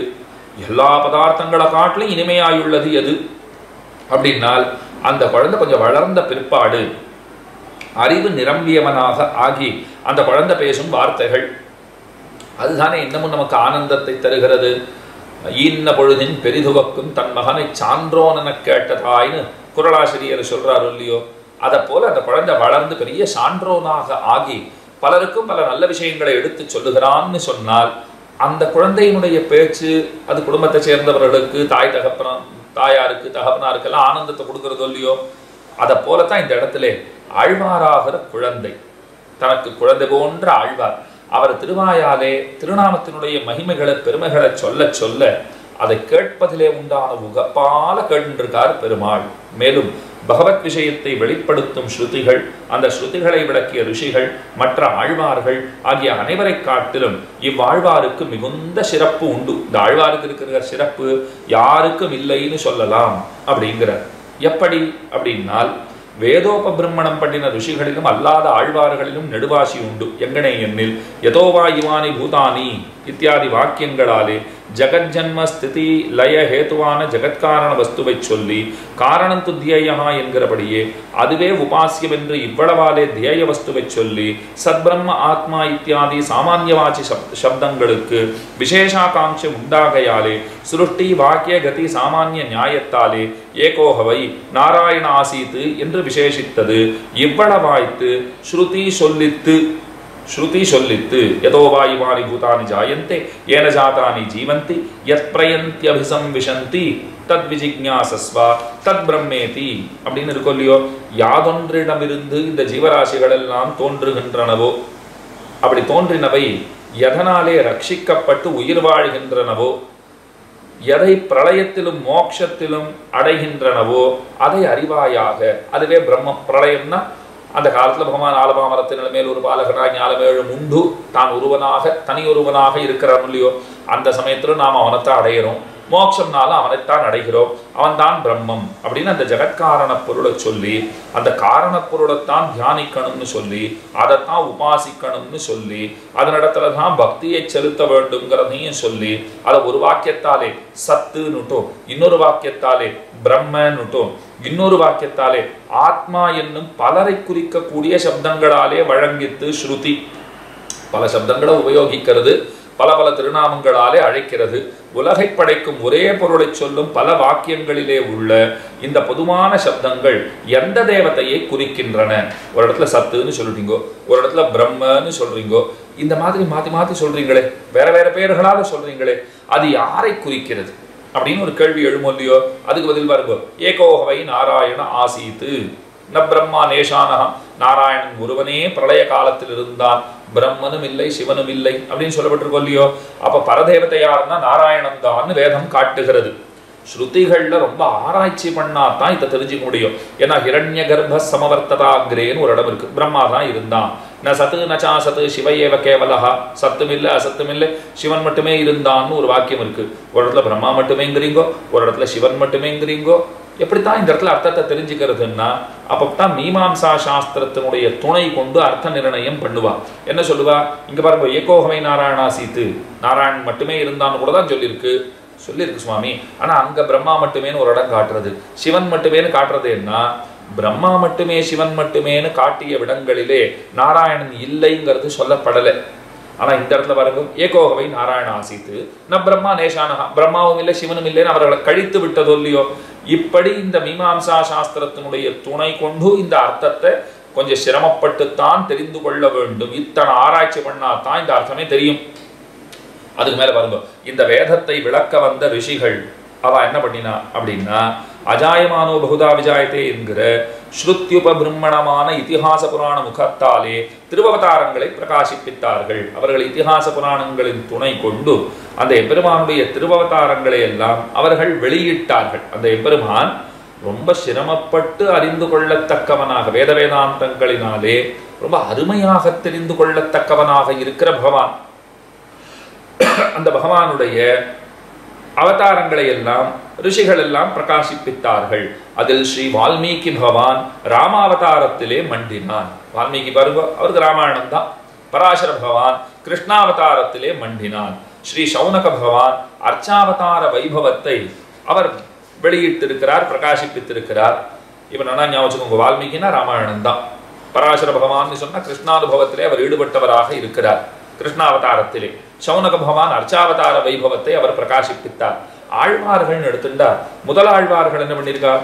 மேன்மைக்கு எல்லையான பரத்வத்திலும் நீர்மைக்கு எல்லையான திருமலையிலும் மண்டினார்கள். நம்மாழ்வாரும் பெரியாழ்வாரும் கிருஷ்ணாவதாரத்திலே ஊன்றி இருப்பர்கள். திருமங்கை ஆழ்வார் உகந்தருளின நிலங்கள் எல்லாவற்றிலும் மண்டினார். அர்ச்சாவதார சாமான்யமும் அன்றிக்கே பெரிய பெருமாளை அல்லது வேறு அறியாதிருப்பார் ஒருவராய்த்து இவருக்கு யாரும் தெரியாது. இவருக்கு உகந்தருளின நிலங்கள் எல்லாவற்றையும் தெரியாது. திருமங்கை ஆழ்வாரை போலே இவருக்கு தெரிஞ்சதெல்லாம் திருவரங்கம் ஒன்றுதான், திருவரங்கநாதன் ஒருவர் தான். அர்ச்சாவதார சாமானியத்திற்காட்டில் கோயிலுக்கு ஏற்றமென் எண்ணில். அப்படி என்ன, மற்ற அர்ச்சாவதார ஸ்தலங்களை காட்டிலும் இந்த ஸ்ரீரங்கத்துக்கு என்ன பெருமை அப்படின்னால், காவேரியானது பிரவாகமும் ஏகரூபமாய் ஸ்தலமும் அதுவாய் இருக்க செய்தே தீர்த்த விசேஷங்களிலே ரச விசேஷங்கள் உண்டாகிறா போலே போக்கியதாதிசயத்தாலே வந்த ஏற்றம் வேறொரு இடத்துக்கு இல்லை அப்படின்னு. காவேரி ஒரே விதமான பிரவாகத்தோடு ஒரு ஊரில் செல்லும் போதும் அம்மா மண்டப படித்துறை முதலான சில புனிதமான துறைகளிலே சிறப்புறுவது போலே, சில படித்துறையெல்லாம் ரொம்ப விசேஷம் இல்லையோ, தீர்த்தம் ஆடுறதுக்கு ஸ்நான கட்டம்னு சொல்லுமா போலே இருக்கும் இல்லையோ, அதே போல அர்ச்சாஸ்தலங்களிலே இனிமை மிகுதியாலே கோயிலுக்கு உள்ள சிறப்பு மற்ற இடங்களுக்கு இல்லை. காவேரி எல்லா இடத்துலையும் தான் பெருகி பாயறது ஓடுறது.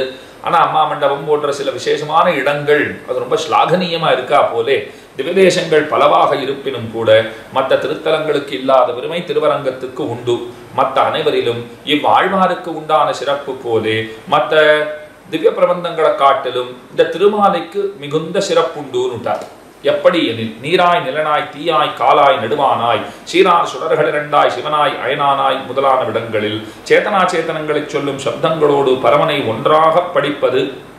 சேத்தனா சேத்தனங்களை சொல்ற சப்தங்களோடு சேர்ந்து அந்த பெருமானுடைய திருநாமத்தையும் சொல்றது எப்படி அப்படின்னால், அவர் அந்தர்யாமியாய் இருக்காருங்கிறதுனாலே என்று சில திருவாய்மொழி பாசுரங்களுக்கு பொருள் உரைக்க வேண்டி இருக்கிறது.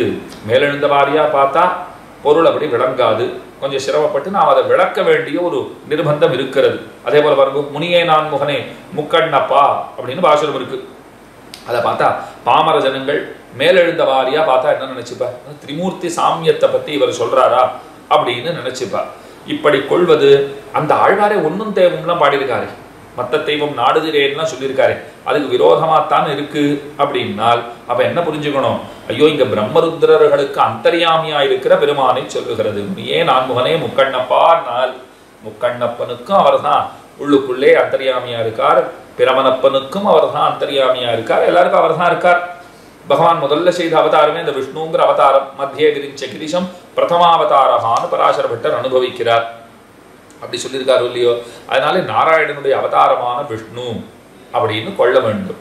அந்த மும்மூர்த்திகளை சொன்னது. அதுல நடுவுல இவரு இருக்காரே அப்படின்னா 3 பேரும் சமமானவாளா தெரிகிறாளேன்னா இல்லை நாராயணனுடைய முதன்மை அவதாரம்ங்கிறது விஷ்ணு அவதாரம் அப்படின்னு சொல்ல வேண்டியிருக்கு. ஆனா எத்தனை சொன்னாலும் பாமர ஜனங்களுக்கு சுலபமா இதெல்லாம் புரிஞ்சுடாது. இன்னைக்கும் ஸ்ரீ வைஷ்ணவர்களை பார்த்து கேட்கிறாள், நீங்க ஏன் மற்ற தேவதைகளை தொழுவதில்லை? நீங்க எத்தனை சமாதானம் சொன்னாலும் சரி பல பேருக்கு அது ரொம்ப திருப்தியே உண்டாவதில்லை. அதுக்கு மேல நம்ம என்ன சொல்றது, கையை கூப்பிட்டு சரி உங்க வழி உங்களுக்கு எங்க வழி எங்களுக்கு, அது ஒன்றைத்தான் நாம சொல்ல முடியும்.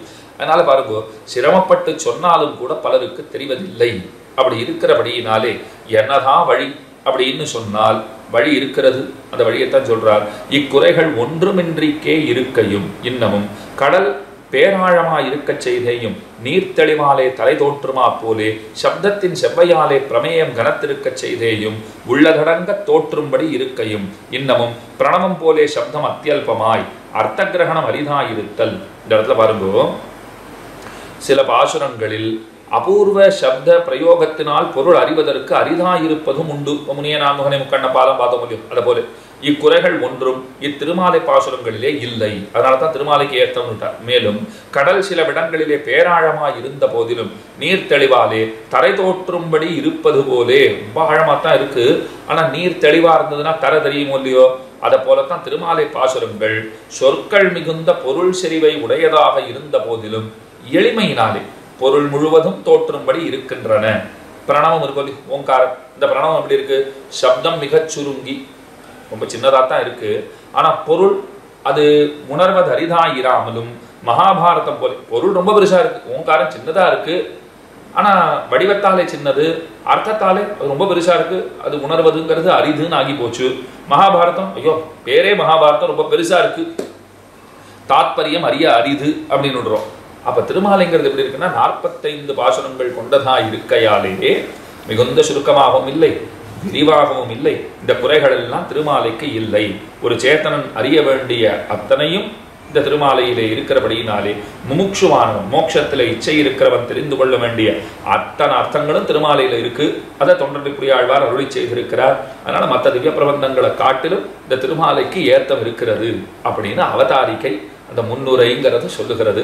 மேலே பாசுரம், முதற் பாசுரம் தொண்டர்புரி ஆழ்வார் பாடுகிறார்.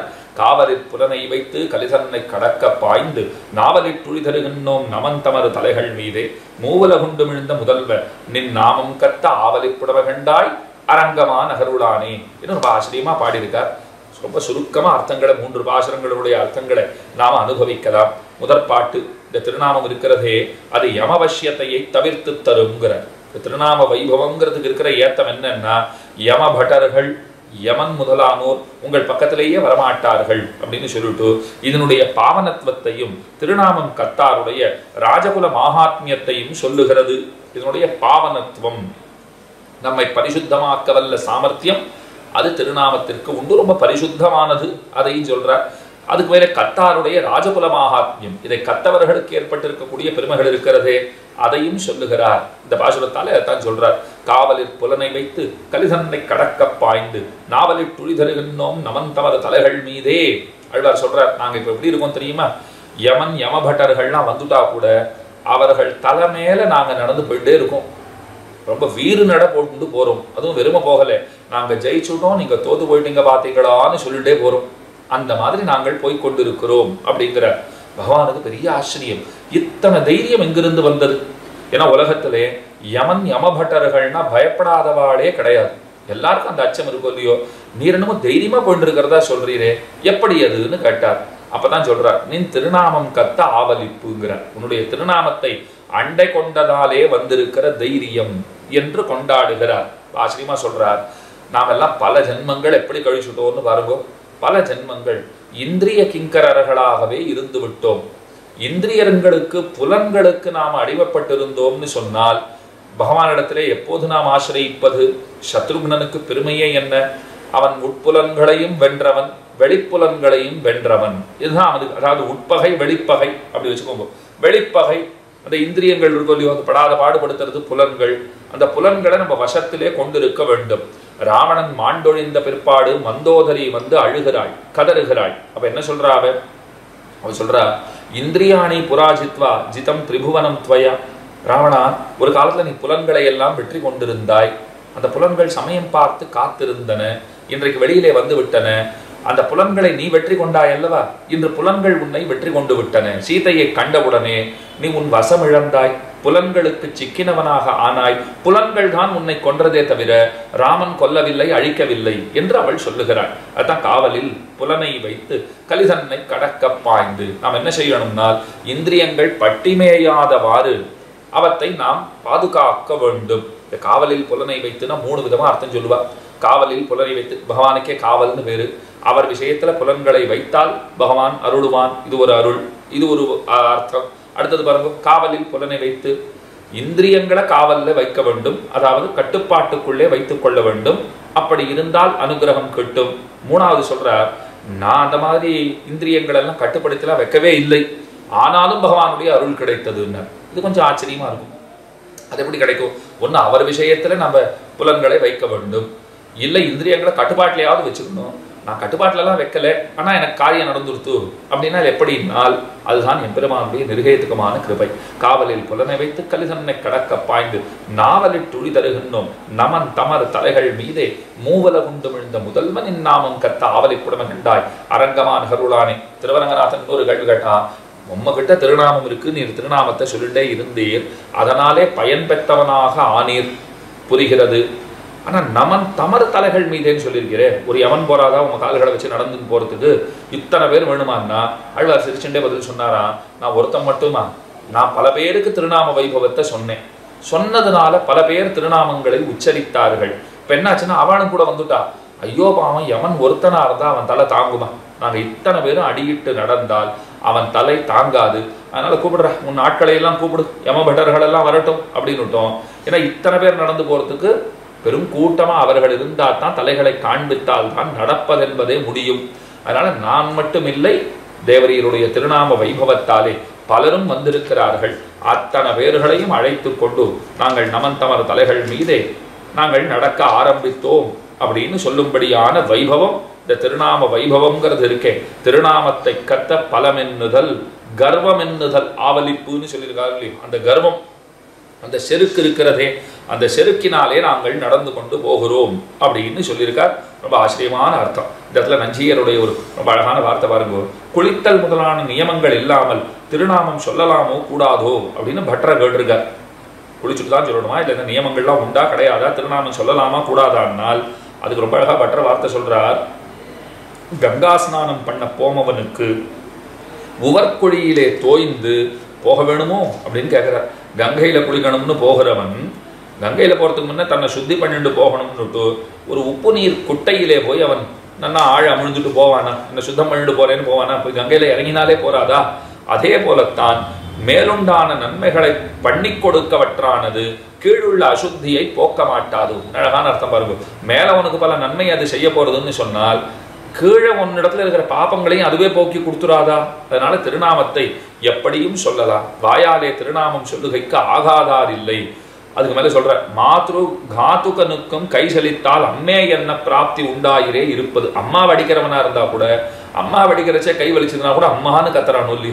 அதை போலத்தான் நாம எத்தனை தவறுகளை தீமைகளை செய்திருந்தாலும் எம்பெருமானுடைய திருநாமம்ங்கிறது நமக்கு புகழாக இருக்கிறது அப்படின்னு காண்பிச்சிருக்கார். அப்ப முதற் பாசுரத்தால் இந்த திருநாம வைபவத்தை ரொம்ப ஆச்சரியமா வெளியிட்டுட்டு அடுத்த பாட்டு, பச்சை மாமலை போல் மேனி பவளவாய் கமலச் செங்கண் அச்சுதா அமரரேரே ஆயிரதம் கொழுந்தே என்னும் இச்சுவிரவிரையான் போய் இந்திரலோகமாடும் அச்சுவரனும் வேண்டேன் அரங்கமா நகருடானே. அடியவர்களுக்காகவே திருவரங்கத்திலே பகவான் நித்தியவாசம் பண்ணுகிறான். அவன் எப்படி இருக்கிறான்னா, பசுமை நிறமுள்ள பெரிய மலை போன்ற திருமேனி படைத்தவனாக இருக்கிறான். அவனுடைய திருவதனம் திருப்பவளம் அது சிவந்ததாக இருக்கிறது. செந்தாமர மலர ஒத்த கண்களை படைத்தவனாக இருக்கிறான். அச்சுதன் அடியவர்களை ஒரு நாளும் கைவிடாதவன் அர்த்தம். அப்படி இருக்கிற பெருமான் அமரர்களுக்கெல்லாம் ஏரே நித்தியசூரிகளுக்கு நிர்வாகனாக இருக்கிறான். அமரர் ஏராக இருக்கிறான். இமையோர் தலைவனாக இருக்கிறான். அப்படிப்பட்ட பெருமான் ஆயிரத்தம் கொழுந்தே, அத்தனை பெரியவனான பிரமிச்சு கொள்ளாதீங்கோ. இடைக்குலத்திலே வந்து பிறந்தவன், தன்னை தாழ விட்டு கொண்டு அவதரித்தவனாக இருக்கிறான். அப்படி இருக்கிற அந்த பெருமானுடைய திருநாமங்களை சொல்லிட்டே இருக்கணும். பச்சை மாமலை போல் மேனி பவளவம் கமலச்செங்கண் அச்சுதா அமரரேரே ஆயிரத்தம் கொழுந்தே என்னும் இச்சுவை.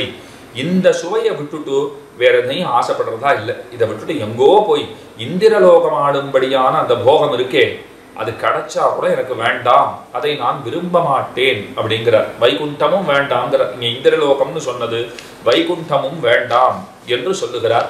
எம்பெருமானுடைய திருநாமங்களை சொல்லிக் கொண்டிருந்தாலே அதுவே போதுமானது அப்படிங்கிறார். திருநாமத்தை சொல்லிக் கொண்டிருக்கும் அந்த போக்கியத்தைக்கு வைகுண்டமும் ஈடாகுமோ அப்படிங்கிறது பொருள். வைகுண்டமும் வேண்டாம். சில பேர் வைகுண்டமும் வேண்டாம்னு சொன்னவா உண்டு. அது ஒரு அணியே இருக்கு பாருங்க. ஹனுமான் வேண்டான்னார், அதே போலத்தான் தொண்டரடிப்புடி ஆழ்வார் வேண்டான்னார். திருப்பாணாழ்வார் என்ன சொன்னார்? மத்தொன்னினை காணாவே என் அமுதனை கண்ட கண்கள் மத்தொன்னினை காணாவேன்னு அவரும் சொன்னார். அதே போல பராசர பட்டரும் சொல்றார், இங்கிருந்து வைகுண்டத்துக்கு போவேன், அங்க இருக்கிற பெருமானை சேவிப்பேன், அந்த பெருமானுடைய திருநெற்றி திருநுதலிலே குழைக்கப்பட்டிருக்கிற அந்த கஸ்தூரி திலகத்தோடு அவர் சேவை சாதிக்கலன்னு சொன்னா ஓரமா ஒரு முறியை பிளந்து கொண்டு கீழே வந்து விடுவேன்னு பராசர பட்டரும் சொல்லியிருக்காரு இல்லையோ. ஸ்ரீரங்கத்துக்கு இன்னைக்கும் போங்கோ, தெற்கு உத்தர வீதி ரங்காரங்கா கோபுரம் உள்ள நுழைஞ்சோன்னா யார் யாரெல்லாம் வைகுண்டம் வேண்டாம்னாலும் அவள் வரிசையா இருப்பா. ஆழ்வான் சந்நிதியில் பட்டர் சேவை சாதிக்கிறார், பக்கத்துல தொண்டரடிப்புடி ஆழ்வார் சந்நிதி, பக்கத்துல திருப்பாண ஆழ்வார் சந்நிதி, அங்கேயே வீர ஆஞ்சநேயர், இவாள்லாம் வைகுண்டம் வேண்டாம்னு சொன்னவா. இதுல ஆஞ்சநேயர் ஒருத்தரை தவிர மீதி பேரையெல்லாம் பகவான் வைகுண்டத்திற்கு அழைத்து கொண்டார். அதனால திருநாமத்தை சொல்லிக் கொண்டிருந்தாலே போதுமானது, வைகுண்டமும் வேண்டாம் என்கிறதை ரொம்ப ஆச்சரியமா அந்த பாசுரத்தாலே வெளியிடுகிறார். மேலே வேதநூல் பிராயம் 100 மனிதர்தாம் புகுவரேலும் பாதியும் உறங்கி போகும் நின்னவிப்பதினை ஆண்டு பேத பாலகனதாகும் பிணிபசி மூப்பு துன்பம் ஆதலால் பிறவி வேண்டே அரங்கமா நகருளானே அப்படின்னு பாசுரம். மனுஷர்தாம் மனிதர்கள். வேதம் என்ன சொல்றது? சதாயுர்வை புருஷாங்கிறது 100 ஆண்டுகளை கொடுத்துருக்கோல்லையோ, அந்த 100 வருஷங்கள் ஜீவித்திருப்பார்களே ஆனாலும் பாதியும் உறங்கி போகும். 100 வருஷம் ஒருத்தர் இருந்தானா 50 வருஷம் தூக்கத்திலேயே போயிடுறது. வேடிக்கையா சொல்லுவா, பகல் தூக்கம் ஆழ்வாருக்கு தெரியல, அதனால 50 வருஷம்னு ராத்திரி தூக்கத்தை வரைக்கும் கணக்கு போட்டு சொல்லியிருக்கார். நாம இப்ப கணக்கு போட்டா 80 வருஷம் தூக்கத்துல போடும் போல் இருக்கு. 75-80 ஆண்டுகள் தூக்கத்திலேயே போடும் போல் இருக்கு. அது 100 ஆண்டுகள் வாழ்ந்தால். இங்க வாழறதே 70 80 இருந்தா என்ன சொல்றது? அதுக்கு மேலே உறங்கி போகும், தூக்கத்துல போயிடுறது. நின்னை 15 ஆண்டு, அதுல முதல் 15 வருஷங்கள் எப்படி இருக்குன்னா, முதல் அதாவது மிகுந்த 50 வருஷங்கள் பாதி உறங்கி போச்சு, 100ல 50 வருஷம் தூங்கியாச்சு. அப்ப 15 ஆண்டு அப்படின்னு சொன்னா இந்த 50 ஆண்டுகள் மிச்சம் இருக்கிற 50 வருஷங்கள் எப்படி இருக்குன்னா, அதுல என்னென்னலாம் வருது பாருங்க. ஒன்றுமறியாத குழந்தை பருவமா போயிடுறது, பால பருவம், அதுக்கு மேலே விஷய பிரவணனாய் திரியும் யௌவனாவஸ்தை இளமை பருவம்ங்கிறது வருது. அதுக்கு மேலே பிணிவசி மூப்பு துன்பம் இதனாலே கட்டப்படுகின்ற அந்த மூப்புத்தனம்ங்கிறது வந்துடுறது. அப்ப ஆயுள் முழுவதும் இப்படித்தான் போயிட்டு இருக்குன்னு சொன்னால் இந்த ஜென்மத்தால என்ன பிரயோஜனம்? இதை யாராவது விரும்ப கூடுமோ? இதை யாராவது ஆசைப்பட முடியுமா? ஏன்னா அவத்தமே பிறவி தந்தாயின்னு மேலே சொல்ல போறாரோ இல்லையோ. அதனால இந்த சம்சாரம்ங்கிறது எப்படி இருக்குன்னா அவனுடைய ஸ்வபாவமே ரொம்ப தீயதாக இருக்கிறது, இன்னும் பிரயோஜனப்படுறா போல இல்லை. அப்படிங்கிறதுனாலே இதை பார்த்தா எப்படி இருக்குன்னால் எனக்கு ஒன்றும் பிரயோஜனப்படாது போல் இருக்கு. ஆத்மாவுக்கு வேணும்னா அது அநாதிய என்னென்னைக்கும் இருப்பது. ந ஜாயத்தே மிரியதேவா கதாச்சித் நாயம் பூத்வா பவிதாமான பூயா அஜோ நித்ய சாஸ்வதோயம் புராணோன்னு அந்நியத்தை அந்நியமானே சரீரேன்னு கீதை சொல்றது இல்லையோ, அது எப்போதும் இருக்கும். ஆனா இந்த ஆத்மா அது கை கொள்ளுகிற உடல் அப்படி இருக்கா? கர்ப்பே விலீயத்தே பூயோ ஜாயமானோஸ்தமேதிச்ச ஜாதமாத்திரேச்ச மிரியத்தே பாலபாவேத்த யௌவனே மத்தியமம் வா வயப்பிராப்தே வார்த்தகே வா துருவாமிருதிஹி அப்படின்னு ஸ்ரீ விஷ்ணு புராணம் சொல்றது. கர்ப்பகாலம் தொடங்கி மூப்பு காலம் வரைக்கும் எப்போ வேணும்னா பிராணம் போலாம். இப்போ அப்போன்னு ஏதாவது சொல்ல முடியறதா? அந்த மாதிரி இருக்கோ இல்லையோ. அதுதான் ரொம்ப அழகாக சொல்லுவாள். சூரியன் உதிச்சுதுன்னு சொன்னால் சூரியன் உதிச்சுடுதுன்னு சந்தோஷப்படுறான். பணம் சம்பாதிக்கிற வேலையில் பணம் சம்பாதிக்கிறோன்னு சந்தோஷப்படுறான். அஸ்தமிக்கிற வேலையில் குடும்ப குட்டியோடு இருக்கலாம்னு சந்தோஷப்படுறான். இவன் எல்லாத்துக்கும் சந்தோஷப்படுறானே தவிர இவன் ஆயுள் கழிந்து கொண்டிருப்பதை பற்றி இவன் தெரிந்து கொள்கிறானா அப்படின்னு எல்லாம் பிரமாணங்கள் காட்டுகின்றன. அதனால இந்த பிறவிங்கிறது எப்படி இருக்குன்னா, அந்த பிறவிங்கிறது எந்த நன்மையையும் நாம் செய்து கொள்வதற்கு அது உபயோகப்பட வேண்டும். அதை உபயோகப்படுத்திக் கொள்கிறோமான்னு கேட்டால் இல்லைங்கிறதுனால இந்த சம்சாரத்தினுடைய தன்மை இருக்கிறது ரொம்ப குரூர ஸ்வபாவம் படைத்ததாக இருக்கிறது. சம்சார சாகரம் கோரம் அனந்த கிளேச பாஜனம் துவாமேவ சரணம் பிராப்திய நிஸ்தரந்தி மனிஷடமான ஜிதந்தே ஸ்தோத்திரத்திலையும் படிக்கிறோமே. அப்ப துக்கச்சுழலையை உடைத்தாயிருக்கிற சம்சாரம் இருக்கிறதே, அந்த சம்சாரம்ங்கிறது ரொம்ப கொடியதுங்கிறதே இந்த 3ஆம் பாசுரத்தாலே தெரிவிக்கிறார். 3 பாசுரங்களினுடைய அர்த்தங்களை ரொம்ப சுருக்கமாக தான் சொல்லியிருக்கேன். ஏன்னா அவதாரிகைங்கிறது ரொம்ப பெரியதாக அமைந்திருக்கிறபடியினாலே முக்கியமாக அதில் சொல்ல வந்திருக்கிற அர்த்தம் என்ன? நாம மனித பிறவிங்கிறது பல சிரமங்களை பட்டுத்தான் எடுத்து கொள்கிறோம். பிறக்கும்போது பல வகை துன்பங்கள், வாழும்போது துன்பங்களுக்கு கணக்கே இல்லை, சொல்லி மாடாத துன்பங்கள், போகிற போதும் பிராணனை விடுறச்சேவும் சிரமங்கள் ஏற்படத்தான் செய்கின்றன. இத்தனை இருக்கேனால் இதனுக்குள்ளே ஒரு நன்மை உண்டு. எம்பெருமானுடைய அனுகிரகத்தை பெறுவதற்கு வாய்ப்பு உண்டு. அதற்குத்தானே முயற்சி செய்ய வேண்டும். அவர் அருளுவார்ங்கிற நம்பிக்கையோடு அவர் கை பார்த்திருத்தல், அவனுடைய திருவடிகளையே நாம் பற்றி கொண்டு இருத்தல், அதுதான் செய்யலாவது. அதை செய்தோம்னு சொன்னால் நமக்குண்டான அத்தனை நன்மைகளை நிச்சயமாக அவர் செய்வார். திருநாமங்களை சொல்லிக் கொண்டிருந்து அந்த திருநாமங்களை சொல்லிக்கொண்டே போதை போக்குவதுங்கிறது இருக்கு பாருங்கோ. வேற எந்த பலனையும் எதிர்பாராமல் அதனை செய்ய வேண்டியதுங்கிறதான் திருமாலைங்கிற திவ்ய பிரபந்தத்தாலே ரொம்ப ஆச்சரியமாக தொண்டரடி புரியாழ்வார் நமக்கு காட்டி அருளுகிறார். பாசுரங்களுடைய அர்த்தங்களை சுருக்கமாக இன்றைய தினம் அனுபவிக்க பிராப்தமாயிற்று. 3 பாசுரங்களை அனுபவித்து மகிழ்ந்தோம். இதற்கு மேலும் அமைந்திருக்கிற பாசுர விசேஷங்கள், அந்த பாசுரங்களினுடைய விசேஷமான அர்த்தங்களை எல்லாம் வல்லவர்கள் பலர் உபன்யசிக்கவிருக்கிறார்கள். கேட்டின்புற வேணுமாய் பிரார்த்தித்து கொண்டு குத்தம் குறைகளை பொறுத்துணர வேணுமாய் வேண்டிக் கொண்டு ஜீயர் சுவாமியினுடைய திருவிடை தாமரைகளுக்கும் ஸ்ரோதாக்களான உங்கள் அத்தனை பேர்களுடைய திருவிடை தாமரைகளுக்கும் அடியனுடைய பிரணாமங்களை சொல்லிக்கொண்டு அமைகிறேன். அடியே ஆழ்வார் எம்பெருமானார் ஜீயர் திருவடிகளையே சரணம்.